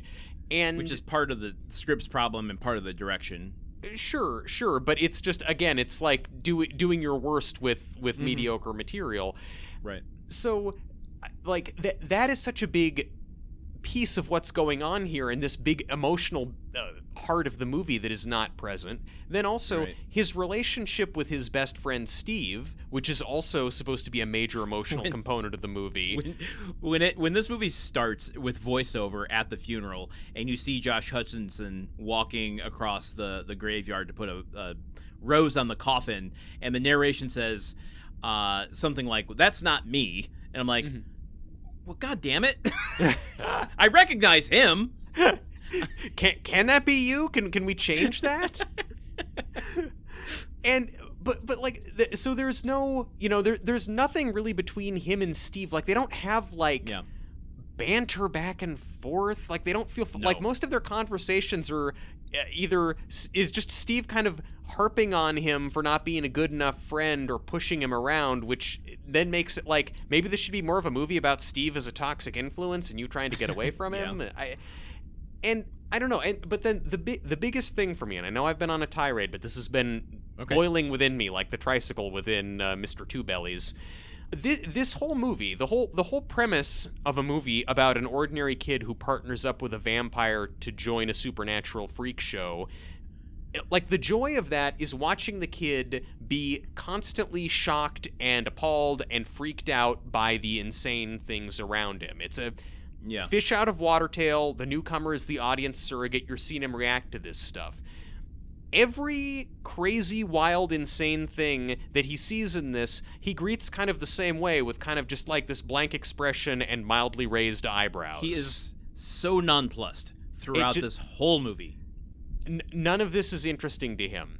And in most scenes, he's acting against John C. Reilly, who also does not give a shit about being in this movie. It's funny I mean, because I agree with everything you said. Most of my reflections on the character were about the business side of things, where it's like you are trying to build a franchise, which means you're also trying to build a superstar. Exactly. And you're hanging the success of your movie on the shoulders of someone that you think is going to draw in teenage crowds or young crowds or old crowds. Like, none of the he whatever X equals in this equation, he does not make the equation work in any regard. No. From a storytelling, from a business perspective, 0% of it. I understand the casting of him. You know, and I agree. I mean, you think about the amount of process and work and casting that went into finding Daniel Radcliffe for the Harry Potter movies, right. And that process produced a really great I'm sure they actor. Didn't have that level of resources, though. They didn't have that level of resources, obviously, but you don't need Harry Potter movie level of resources to identify an actor who doesn't have a lot of on-screen charisma. You don't need... What else does the Disney Channel exist for? Exactly. If not a manufacturing plant of child actors. We live in America. This is where we make child actors and then fuck them up in the film industry. Like there is a ready supply. I feel like almost any high school drama program in Southern California or New York, you could find many worthy applicants. Again, yes. I'm not and we don't need to belabor this point, but I think that's a fascinating thing, and that's a crucial reason that this movie doesn't work, because a lot of the other people in the movie are more interesting than the main character, both because they are more interesting characters on the page and they are acted with more excitement. Yes, absolutely. Consider the belabored over. We need to steer this back a little bit more toward the plot. And okay. There's the great plot. We haven't talked much about John C. Reilly, and there's a character we haven't talked about at all, and I need to. Of course. I need to talk about Mr. Tiny. Of course. Yeah, Mr. And Tiny. I want to start it with this because I don't want to belabor this point. It is, and I don't even say this jokingly. Okay. This is a trigger for me, and okay. I do find this offensive. I fucking hate and do not find in any circumstance it acceptable for Hollywood to use fat suits. I hate it. Mm-hmm. It is blatantly offensive. There is no reason for it here. Why is Mr. Tiny wearing a fat suit at all in this movie? I don't know. Yeah. That aside, I've said it. It's out there. We don't have to talk about it anymore. What the fuck is up with his character? I don't understand his purpose in this movie. I don't. Yeah, as evidenced by our synopsis, I don't either. Let me ask some questions. This usually gets us somewhere. Yeah. This always works. This is always good. Is Mr. Tiny a vampire? No. He says he's not a vampire, and he's also not Vampaneze. Is he magical? I think he is magical. He does, when he enters a room, there is a purple light behind him and fog follows him. So I have to imagine he's magical to some degree. And he drives Otherwise, he's carrying around a fog machine, and that's weird. Well, I mean, maybe the fog machine hovers magically. Also, like, at the end of the movie, Steve and Darren are having their big climactic fight, and then Mr. Tiny basically presses pause on it. He somehow just stops them from fighting and is pretty much just like, okay, Steve, come with me. I want to have you guys fight in the next movie. And just like... Oh my god, yeah. We got to come back to that. We got to come back to the whole climax of this movie. There's so much to talk about there. Fortunately, there's nothing in the middle of the movie. Yes, right. Okay, back to the questions. He wants to ignite the war between vampires and... the Vampaneze? Okay. then let's switch our questioning away from Mr. Tiny and toward that. Who's at war in this movie? Well, the vampires and the Vampaneze used to be at war. Now, there's a difference. It used to be... What is it? It used to be that vampires, when they sucked someone's blood, they'd suck all their blood out and kill them. But then, hundreds of years ago, John C. Reilly the vampire said, yo, dog, let's only suck a little bit of their blood out so we only knock them out. And then that way that won't make the humans as mad at us. So the vampires are all the followers of his theory, whereas then the Vampaneze are all the former vampires who've decided, no, fuck you, we want to keep sucking all their blood and killing the humans. So kind of a Sunni Shia type split, like the same overall theology, but different approaches to it. They were at war for a long time. There's been a truce for 80 years, but it's a tenuous and fragile truce, and it's all conveyed through really bland dialogue. Then how does Mr. Tiny benefit from this war? It seems like he benefits because he wants to watch the war happen. Okay. The first thing we see in the movie, the first image, is Mr. Tiny sitting at Darren's funeral eating popcorn from a bucket. And he's always eating little snacks. I think that the idea is he wants to be watching something entertaining. He's basically a Roman emperor who needs to be fed and watch the gladiator battles. Yes. He's like he's like Jonathan Pryce's character in the James Bond film Tomorrow Never Dies. He wants to start a war so that he can cover the war because he's like fake Rupert Murdoch. Okay. How do the freaks fit into this war? The Cirque du Freak is a neutral entity that seems to be aligned between the vampires and the Vampaneze, according to Ken Watanabe. Okay, so let me just recap. Okay. There is 2 sects of vampires. Yes. There is the freaks. Yes. And then there is, whether or not it's a single entity, i.e. Mr. Tiny, or an entire world of magical beings. So four different entities potentially in this battle. Yeah, there's some other shit going on out there, yeah. We didn't even talk about the werewolves. That's a whole other thing. Yeah. Okay, that's not even the plot of this movie. No. The movie alludes... Those are subplots being set up for future movies. The movie alludes very heavily to all of this stuff and heavily implies that all of this will mean something a couple movies from now. And meanwhile, in this movie, we're watching stuff like a training montage of Darren cleaning out the Wolfman's pen, or like Darren lightly flirting with the monkey girl, or him asking John C. Reilly how to know if a girl likes you. I think this, over the course of the 4 movies, what would have emerged is that this is really going to be the story of the spiders. That's what they afterwards would have called that group of 4 movies, is the saga of the spiders. The spider saga. Yeah. Okay. Then let's talk about Willem Dafoe and John C. Reilly and go into John C. Reilly's stuff. Yes. So Willem Dafoe is kind of the general, if you will, of the vampires or the Vampaneze. He's of the vampires, arrayed against the Vampaneze. Vampires. He's worried that the Vampaneze are about to start some shit. Do we see a Vampaneze in this movie? Yeah, the Vampaneze, it's the guy who they, like, the bad vampires who are riding around with Mr. Tiny in his limo and the guy sharpening his teeth. Okay, Ray with the Stevenson. thing. Yeah, Ray Stevenson he's a Vampaneze. So, okay, hold on. Sorry, I have to go back to this because I'm more confused.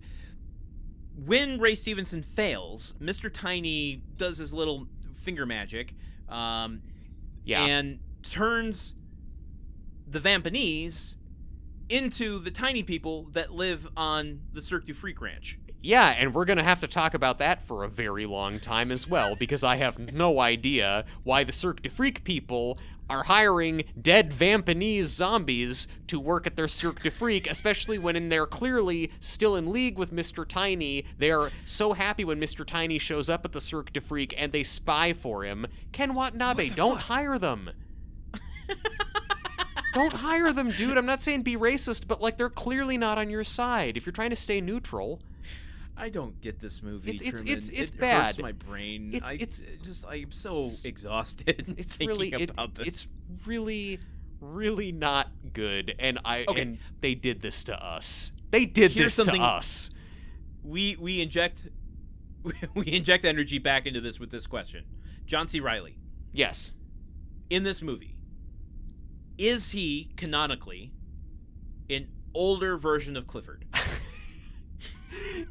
No, because we've seen what the older version of Clifford looks like. It looks like Clifford at the beginning of Clifford when he's an old man makeup. We see old man Clifford. This is middle-aged Clifford. No. Why would John C. Reilly be Clifford? Just because he has red hair? And he plays the flute. Yeah, but the thing about... He's bringing together a merry band of weirdos. Clifford doesn't bring together a merry band of weirdos. He does too. He does too for a party that he then ignores everyone. Yeah, the teens at Charles Grodin's house, and he's dancing and knocks himself out. Yeah, we're talking about the 1993 film Clifford, by the way. Keep up. No, because Clifford is extremely charismatic. Clifford has always got a thing going on. You've seen how much sugar that boy eats. That's true. This is not that level of energy from John C. Reilly. Like, if this is Clifford, I am very concerned about what happened in Clifford's life. Like, the incident at Dinosaur World really traumatized him and took all the fun right out of him. Yes, it's true. John C. Reilly, do you think he just knew this movie was a turd going in? Do you think he could just see... He had a Salma Hayek type vision of the future. He knew that this movie was not going to go anywhere, and he's like, I do not need to waste my time on this. I'm going to save it for my next Steve Brule taping. Well, this is... I haven't gone into, like, where things fall in actors' careers in a while, but this does fall into a weird place for him. Because he has just started... like in 2006, doing the Will Ferrell, like that level of comedy, which he hadn't previously done before. He was a dramatic actor from the PTA school, nominated for Chicago. He was in The Hours. Like, he was like the weirdo in the drama, right? Yeah.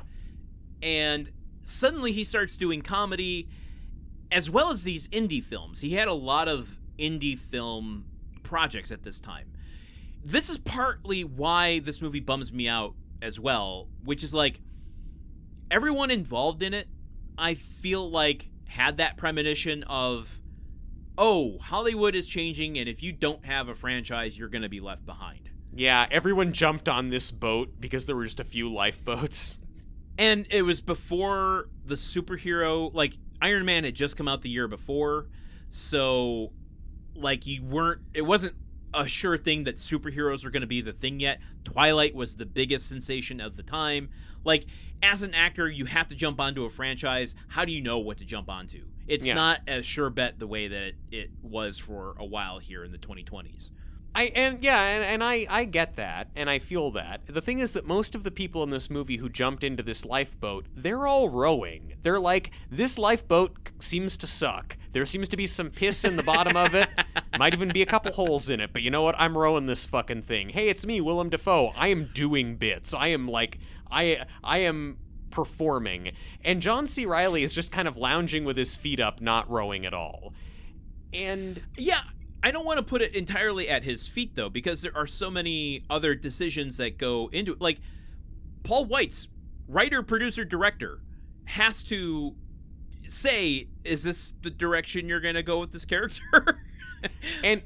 But, look, and a lot of what I know about John C. Reilly comes from listening to Paul Thomas Anderson's director's commentary for Boogie Nights and talking about what a gigantic ham John C. Reilly is on set, and also this thing he talks about where this what he says is an ineffable John C. Reilly trait where they will have rehearsed the scene, they've blocked the scene, they've got everything worked out, they're about to start shooting, and then John C. Reilly will say, hey, wait, I got an idea, what if we try this? And he will pitch them an idea that both results in him getting more lines and more screen time and them having to re-rehearse everything, but also makes the scene better.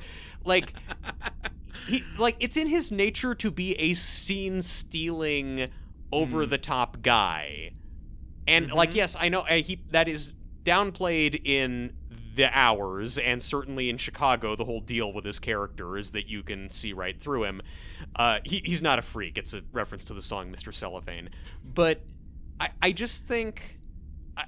I don't know. I feel like John C. Reilly is choosing not to give a performance. Yeah, okay. I don't think he's been directed not to give one. I think I agree with you. As I started looking a little bit deeper, I misplaced this. For some reason, I was thinking 2007, even though I was reading 2009, and recognized that Walk Hard came out. Step Brothers was already out after this, or before this. So, like, he had firmly stepped into that absurdist comedy world before this. And so maybe you're right. Maybe this is just like he sees this as just a soulless franchise grab and can't find any way to find the fun in it. I don't want to speculate, but I mean there could be something there. I feel like probably his reps kind of buffaloed him into this, and maybe he was mad about it, even though he knew it was the right call money-wise to make. I mean... I don't know. I also, just to the John C. Reilly comedy career versus drama career, I don't want to keep talking about Boogie Nights, but he is full-on playing that as a comedic role in Boogie Nights. He is being over-the-top insane. Every single thing he's saying is funny and played for laughs. So he's, like, it's weird to see him being this not funny in a movie that is broadly goofy. It's not broadly goofy, though. It needs to be. It wants to be thought of as goofy. It wants you to call it goofy. Yeah, it does. I think it wants to be seen as cool to middle schoolers. It has a short dude with a 6-foot-tall forehead saying, "I'm gonna shove my whole head up your ass." Like, that's a movie that's trying to be goofy. I think that's a movie that's trying to be edgy for teenagers and just doesn't know how to fucking do it. I think that's a movie that's trying to maybe, clue into a certain fetish community or something. Maybe this is big amongst the fetish community. I don't know. I don't know either, man. Probably everything's big among a fetish community. I mean, that's this world we live in now. I did learn that you only need 2 people to have a cult, which to me says you only need 2 people to establish a fetish. So well, hey, there's 2 of us here. We can hit 2 birds with 1 stone, man. All right. Here, you heard it here first. The official Cirque du Freak Vampire's Assistant Fetish Club has come to order. Yeah. Okay. Well, I was thinking we could find a different fetish that we establish, not one for because there's really nothing in this movie that I like. No. So okay. So where do we go from here? We've been talking we talked about minute. We talked about John C. Reilly as an actor and what he's bringing to this, but talk to me about his character. He's a vampire, man. He's 200 years old. He turned into a vampire when he was 20. Yeah. But he does not appear to be a 20-year-old man. Well, they do call that out in the text, in the conversation between him and Salma Hayek at one point, saying, you don't look, you're not 20 anymore if you look in a mirror. Yeah, well, I mean... Which is ironic because he's a vampire. Yeah, that's pretty good. Is it? No, it's not. Nothing here is. But so, I don't know, he just kind of reacts to everything with this same sort of droll, bored, kind of been there, done that expression. Like, I don't know, I'm trying to think of a single line from this movie. You can't. Don't try. Wiki quote. Where are you, Wiki quote? Is there anything good? Cirque du Freak, Vampire's Assistant. Well, okay, here I'll pull out some scenes, and if you find some quotes for them, great. I've got one here. He's talking to Darren and Steve after Steve has spontaneously realized that he is a vampire based on seeing a picture of him in a vampire book. Now, boys, vampires don't exist, but if one did, and he thought someone knew, he might smother them in their sleep.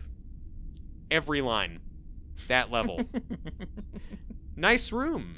Some excellent reading material you have here. Thought this was on the internet now. Every line. But and that tone is also played even beyond the lines for the individual scenes, like when he turns, or he's about to turn Darren in order to save Steve. Yeah. Why Steve is in the hospital, I don't even remember. But he got bit by the spider lady. Come on, that's a big part of the movie, dude. Pay attention to this good movie. Yes, that's right. After the obligatory animal runs amok scene that appears in family entertainment for middle school and under. Why isn't it a teenage movie? You got to have a long period of time where there's stuff happening on screen that you don't have to dub for foreign audiences. Can you imagine in Lilo and Stitch running loose, and then all of a sudden a character going, "Shit! That what is that freaking thing?" In my real day-to-day life, if I encountered Stitch, I would be swearing a lot. That little bastard generates a lot of situations that make grown-ups use grown-up words. It's so weird. They're all having these goofy kids movie hijinks and swearing the entire time. Yeah. But back to that scene, like, Darren has promised to turn into a vampire once he gives Steve the antidote, and he gives him the antidote, and then immediately Darren tries to turn on John C. Reilly by, holding his fingers up like a cross, and John C. Reilly. It's supposed to be a moment that's like, oh no, what's going on? Like this pivot, and John C. Reilly is, the character is like feigning, like, oh God, no, please don't.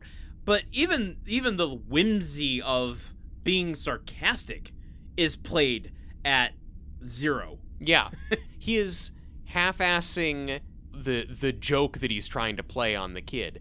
It also doesn't make sense on a character level, because the way they first meet is that after the show, after he has already learned from his friend that John C. Reilly's character is a dangerous vampire, Darren, for no particular reason short of having spiders in his blood, sneaks into John C. Reilly's dressing room to steal his super poisonous gigantic spider in a cage. Steve is a bad influence. He's put these ideas in his head. Bold move. Bold-ass move. And it really is. And so he does that, whatever, John C. Reilly tracks him down, whatever. But then... Not before, worth mentioning, because I don't think we've really highlighted the rival that arrives between Darren and Steve. Yeah, sure. Steve goes into the back room as well to talk to John C. Reilly and asks him to turn him into a vampire. And John C. Reilly is like, nah, dude, you got bad blood. Something's fucked up with you. Yeah. And Steve is like, please, God, I don't have any family. My mom's an alcoholic. No one's going to care if I'm gone. Like, do it. And he's like, no, get the fuck out of here, kid. It is also funny the way it happens. First, Steve has realized, like, out of the blue, they're watching the show, and then Steve is like, oh my God, that dude's a vampire. I recognize him from my vampire book. And there's a quick cutaway flashback. Brief flashback. Reading a flash. It's like, it whiplash. This hits you like, oh, yeah. Okay, right. And then after the show, Darren is hiding in the closet with the stolen spider, and then Steve bursts in while Willem Dafoe and John C. Reilly are talking, and he goes like, I know you. I know you're a vampire. And it's like, what? Kid, what the fuck is your end game? If you're obsessed with vampires, you know this is a bad idea. Well, vampires are in his blood. What ends up transpiring here, I don't fully understand the Mr. Tiny of it all, but no. Darren is eventually turned into a vampire by John C. Reilly. Why John C. Reilly agrees to this, I still don't understand. Because he keeps betraying him also, like Darren keeps betraying John C. Reilly, either stealing from him, or then when John C. Reilly sticks his neck out to save Steve, he then tries to put up the cross and call the nurses at the hospital, and still John C. Reilly keeps giving this kid second chances. I don't fucking get it. Steve feeling betrayed and vulnerable from asking to be a vampire from John C. Reilly and getting rejected, is then wooed by Mr. Tiny, who had previously tried to get Darren to join his side. Yeah. Darren, obviously, as we said, joins John C. Reilly's side and gets turned into a vampire that way. Mr. Tiny somehow turns Steve into a vampire or a Vampaneze. He turns him into a Vampaneze. But you said a Vampaneze is one who sucks all of the blood out of their victims. Yeah. Which would mean that he would have killed Steve. No, turning someone into a vampire and drinking their blood are different things. They do the thing where they, like, kick the shit out of him, and that's the initiation ritual. I guess becoming a Vampaneze is like a gang initiation ritual. They just beat your ass. It's like getting into the Proud Boys. There's the social commentary for this movie. Yeah, exactly. Talk to your kids about the Vampaneze. As a side note, we need to talk just very briefly about how you turn into a vampire in this movie.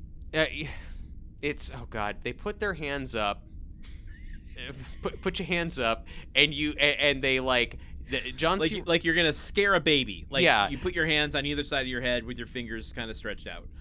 And then John C. Reilly puts his fingers out and uses his vampire fangs. Fingernails are a big part of this movie to stab your fingers, and then and then he stabs his fingers to, and then he exchanges blood through the 10 stabbed fingertips, and then. Is this not middle schoolers, like, playing, cat cradle or whatever these fucking, hand slapping games are? Yeah. God, do I sound fucking old or what? Yeah, kids today with their hand slapping games. Kids in 2025 playing hand slapping games all the time. You know what I mean? When they're doing, like, the rhymes and they clap their hands and do the different things. Yeah, Landon, I know what they were doing in, like, 1997. Yes, I remember that from my childhood. I regret to inform you, I don't think that's a thing kids are doing these days, but yes. So that's how you become a vampire, is by the weird fingernail-y, stabby bit. All right. And then you sustain yourself as a vampire by drinking blood. But not all the blood. Not all the blood. Just a sip of the blood. A little tasty taste. Because vampires, we also learn in a scene that leads to nothing, is that you exhale, that, like, vampire breath knocks out humans. So you knock out a human, they don't remember it, you get a little bit of their blood, they're fine, they go back the next day, you got a meal. But then the Vampaneze kick the shit out of you, stab you in the heart or something, then you're a Vampaneze, and then Steve goes with his Vampaneze bros to his history teacher's house, and sucks all of his blood out, and it makes him super powerful. But Darren, the half vampire, is such a wuss that he refuses to even drink a little bit of blood from a totally sedated human who won't even mind. How is he gonna live? Well, that's an open question, because he seems to be having a pretty tough time of it. Can't do shit. Weak. He does drink a little bit at one point at the end of this movie. In a weirdly intimate scene with Monkey Girl. Made me feel weird. It made me feel... When a movie is so miscalibrated and you bring a moment like this in there, like, I wouldn't have blinked twice in Twilight at something like this. Yeah. But in such a chaste movie... Yes. It's... very weird. In the climactic fight, Darren, he's fighting Steve, but because he hasn't drank any blood, he doesn't have the strength that he needs, and he's there with Monkey Girl, his love interest. I hate saying this. A sentence you said. And she, you haven't had any blood, and she kind of, like, pulls down, like, the collar of her shirt, and he's like, here, you can have some of mine. No, it's okay. I'm letting you.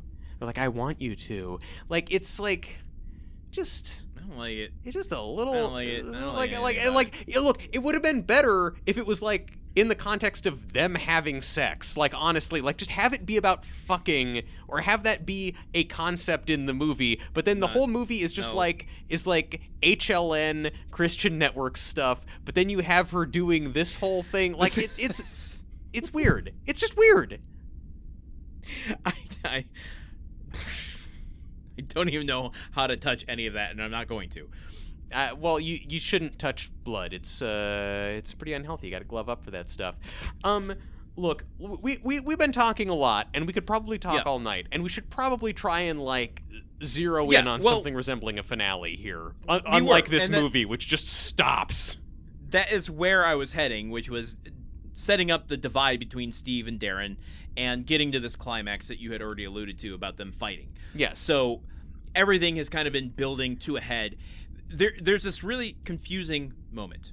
Yeah. Where Steve has gone to Darren's house to kidnap his parents, essentially, his whole family. Yes. His mom is played by Colleen Camp, who, memorably, in Clue, also in Loser. And many other movies. Yes. He kidnaps them to entice, I think, Darren and John C. Reilly and the freaks. It's the prelude to war. Yeah. It's like it's part of a greater false flag operation, I think. Mr. Tiny still wants Darren on their side of the war when it happens.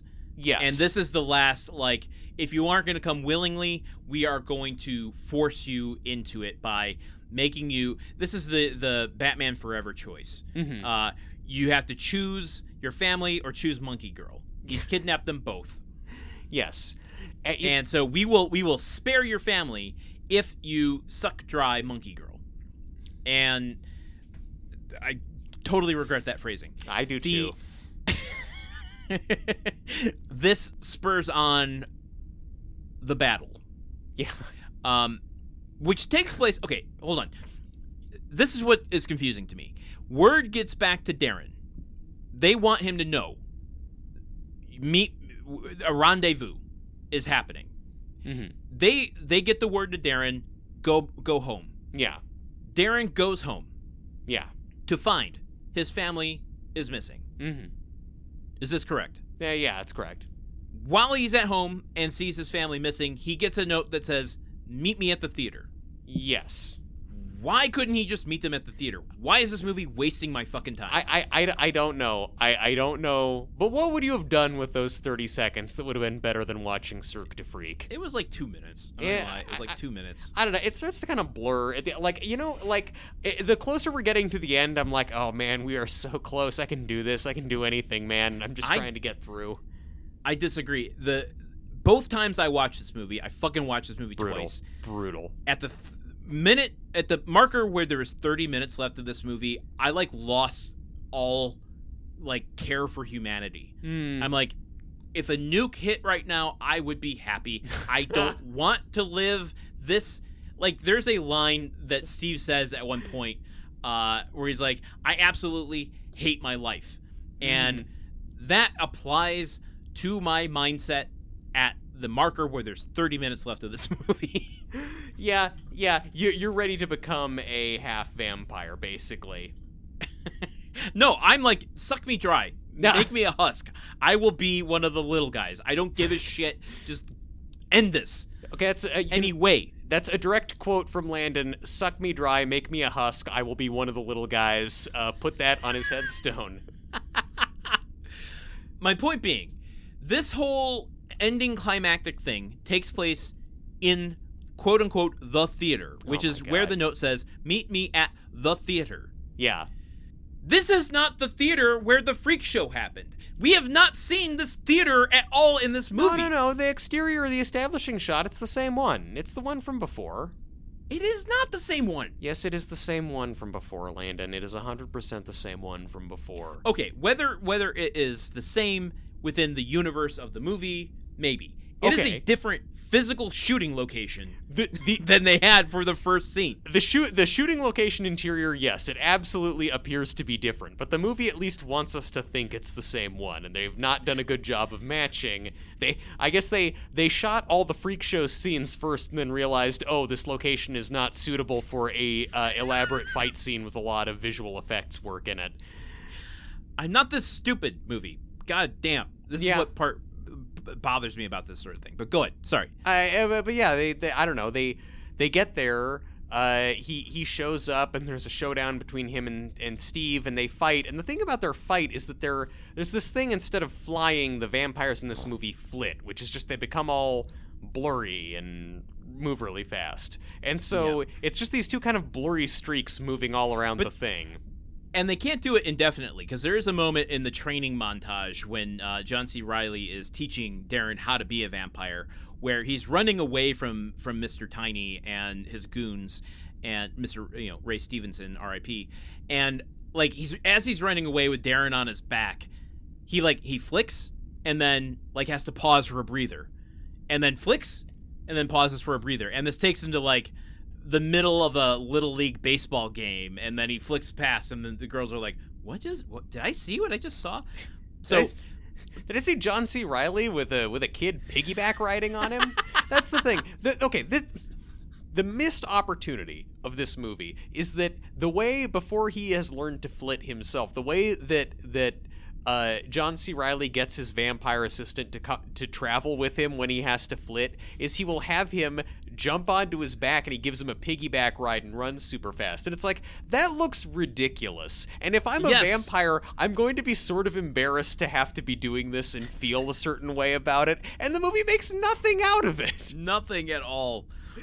Oh God! But that whole thing plays into this final fight scene, and Ray Stevenson is the one that's kind of presenting the family and the choice that Darren has to make. But then John C. Reilly shows up, so it's a dual battle. It's John C. Reilly and Ray Stevenson versus, or not versus. It's those two are versing each other, and then you also have Steve and Darren versing each other.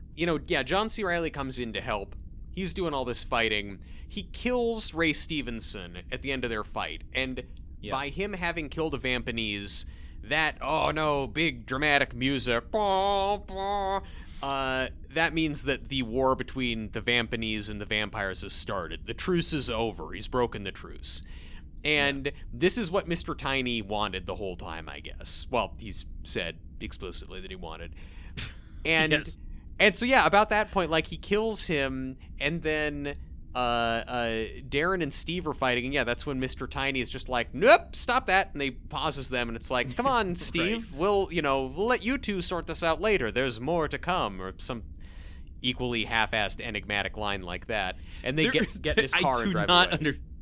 I do not understand this at all. No. I mean, even if you're setting up a sequel, you don't end a movie by having a character just go, okay, we're going to pause the fight scene there, and we'll pick this up next time, folks. I am reminded, as I so often am, of the unforgettable ending of the Super Mario Brothers movie. And I mean the better Super Mario Brothers movie, the one that was made in 1993, where at the end Bob Hoskins and John Leguizamo are at home, and then Daisy kicks open the door with a big gun, fantasy gun and costume on. She's like, guys, I need your help, and then freeze frame. And they're just how shamelessly they tacked on an opening for a sequel that never got made.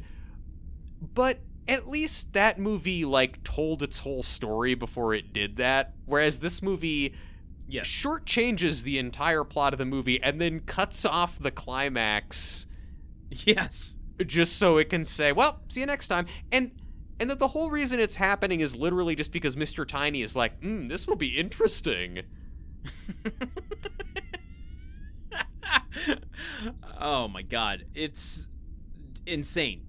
I think it's just that it what's galling is that it takes the audience for fools. Really is just this is the bare minimum amount of stuff we can give you for you to be into this as a franchise, right? If we do this week's sauce of a movie, you guys will come see all the next movies, you'll watch the TV show, you'll buy the t-shirts, you'll go on the ride at Universal.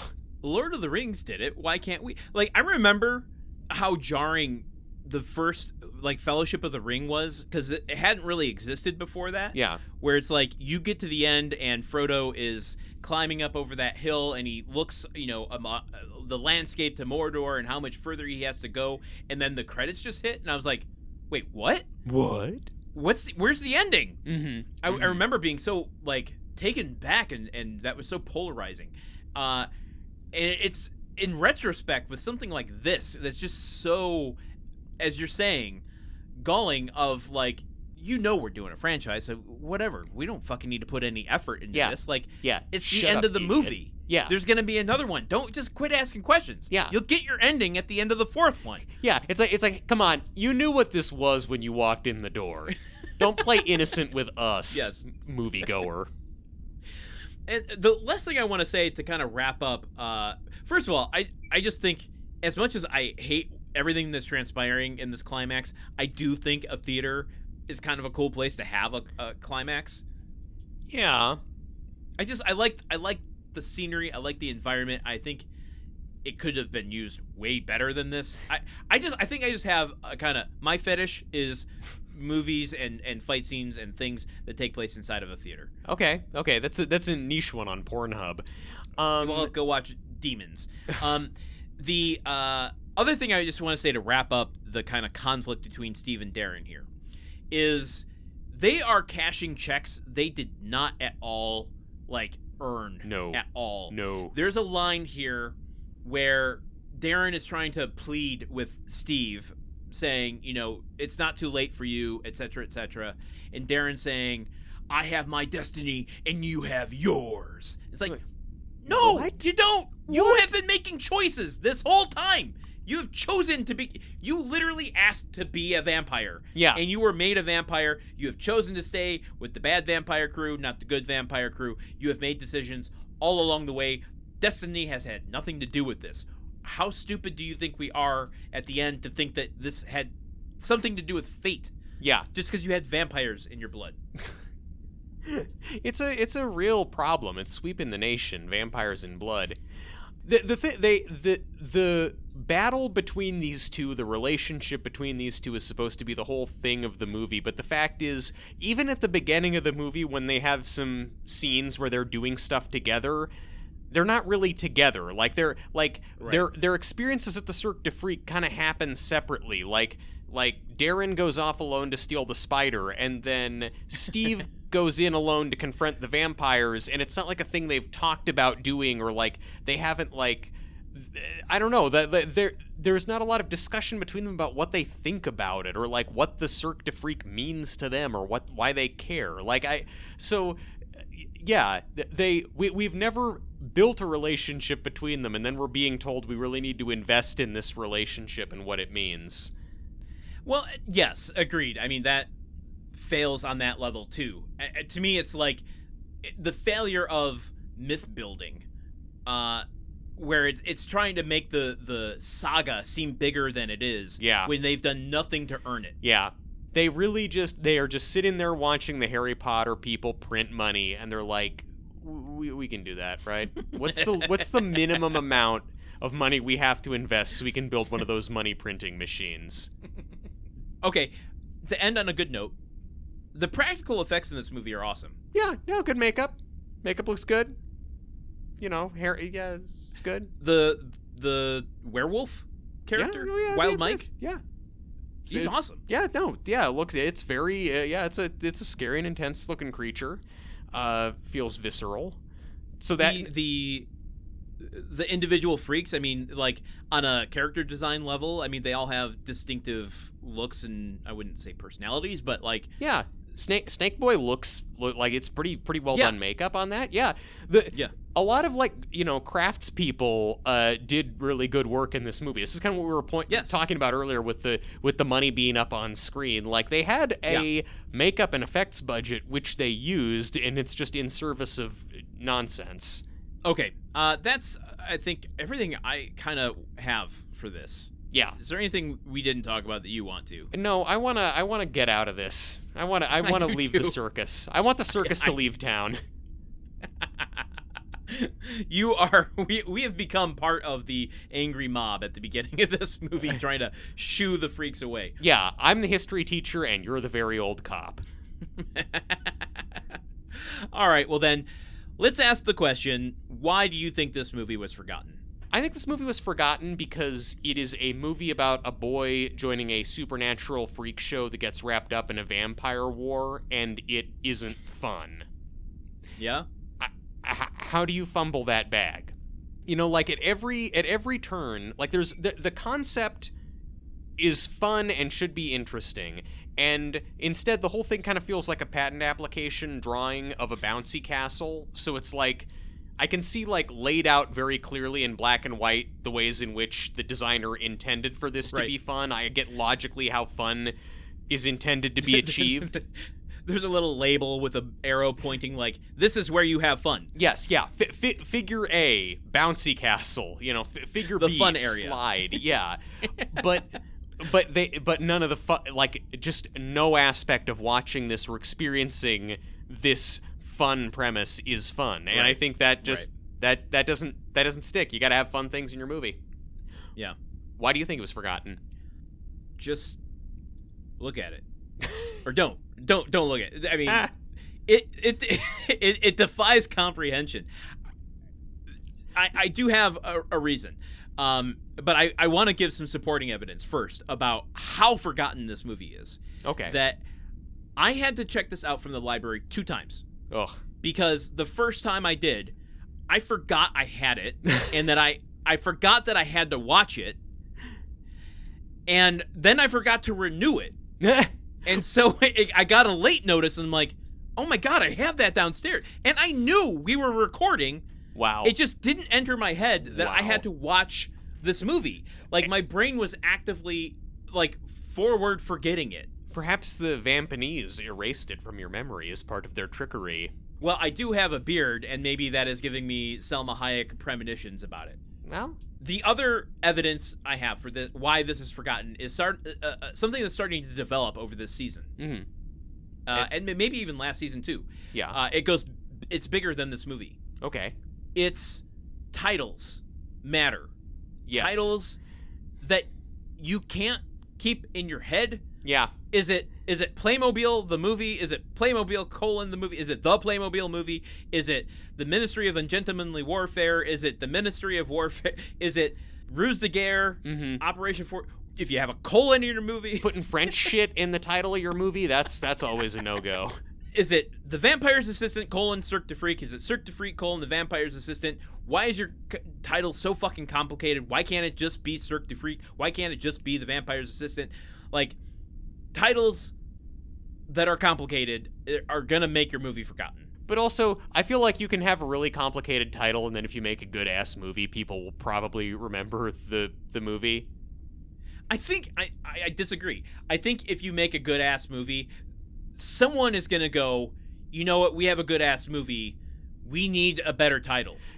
Is that why there's been this, like, 15-year stealth campaign to turn Edge of Tomorrow into Live, Die, Repeat, making the slogan bigger and bigger in every new release? What is the most complicated title of a good-ass movie you can think of? I mean, I keep coming to Sky Captain and the World of Tomorrow, but that's not like a good-ass movie. That's just kind of a, like, font. I don't know. Yeah. That's like... People don't remember that movie. That is a forgotten movie and is more evidence in the contrary. The Adventures of Baron Munchausen. It's long, but it's not confusing. The Assassination of Jesse James by the Coward Robert Ford. Good point. I don't think people remember that movie, even though I love it. I mean, I think it's more remembered than the kind of fare we normally do on this show. Okay. I don't know. I take your point. I fully agree. It's kryptonite to have that. I'm just saying that under the right circumstances, a good enough movie can overpower the title curse. Yeah, maybe. I will do some research and see if I can find some evidence of that, but that's just my general dumb observation for now. Should we send this movie back to modern memory or leave it forgotten here in the October weekend of 2009? We should forget this movie. We should do what comes naturally and forget this movie. Put it back in the coffin, put the earth back on top of it, remove the gravestone so no one even knows that it's there. Do not remember this movie at all. Stake through the heart. Yes. We should gather outside this movie's castle with pitchforks and torches. If you watch this movie, make sure you're eating something with a lot of garlic in it. Makes it a good pizza movie. All right, well, I guess that wraps up our main discussion for The Vampire's Assistant, Cirque du Freak, or Cirque du Freak, The Vampire's Assistant. Or Freak de Cirque, Assistant Vampire. Until next week when we wrap up some odds and ends. For Truman Caps, I have been Landon Solano. And for Landon Solano, I've been Truman Caps. Don't get your blood sucked. Whoa! Movie Memory Machine is part of the Gruntwork Podcast Network. Join our Patreon at patreon.com/gruntworkpod to keep the machine running. Theme song by Porky's Groove Machine. Rate us on Apple Podcasts or wherever you listen. For more information on today's show, visit MovieMemoryMachine.com.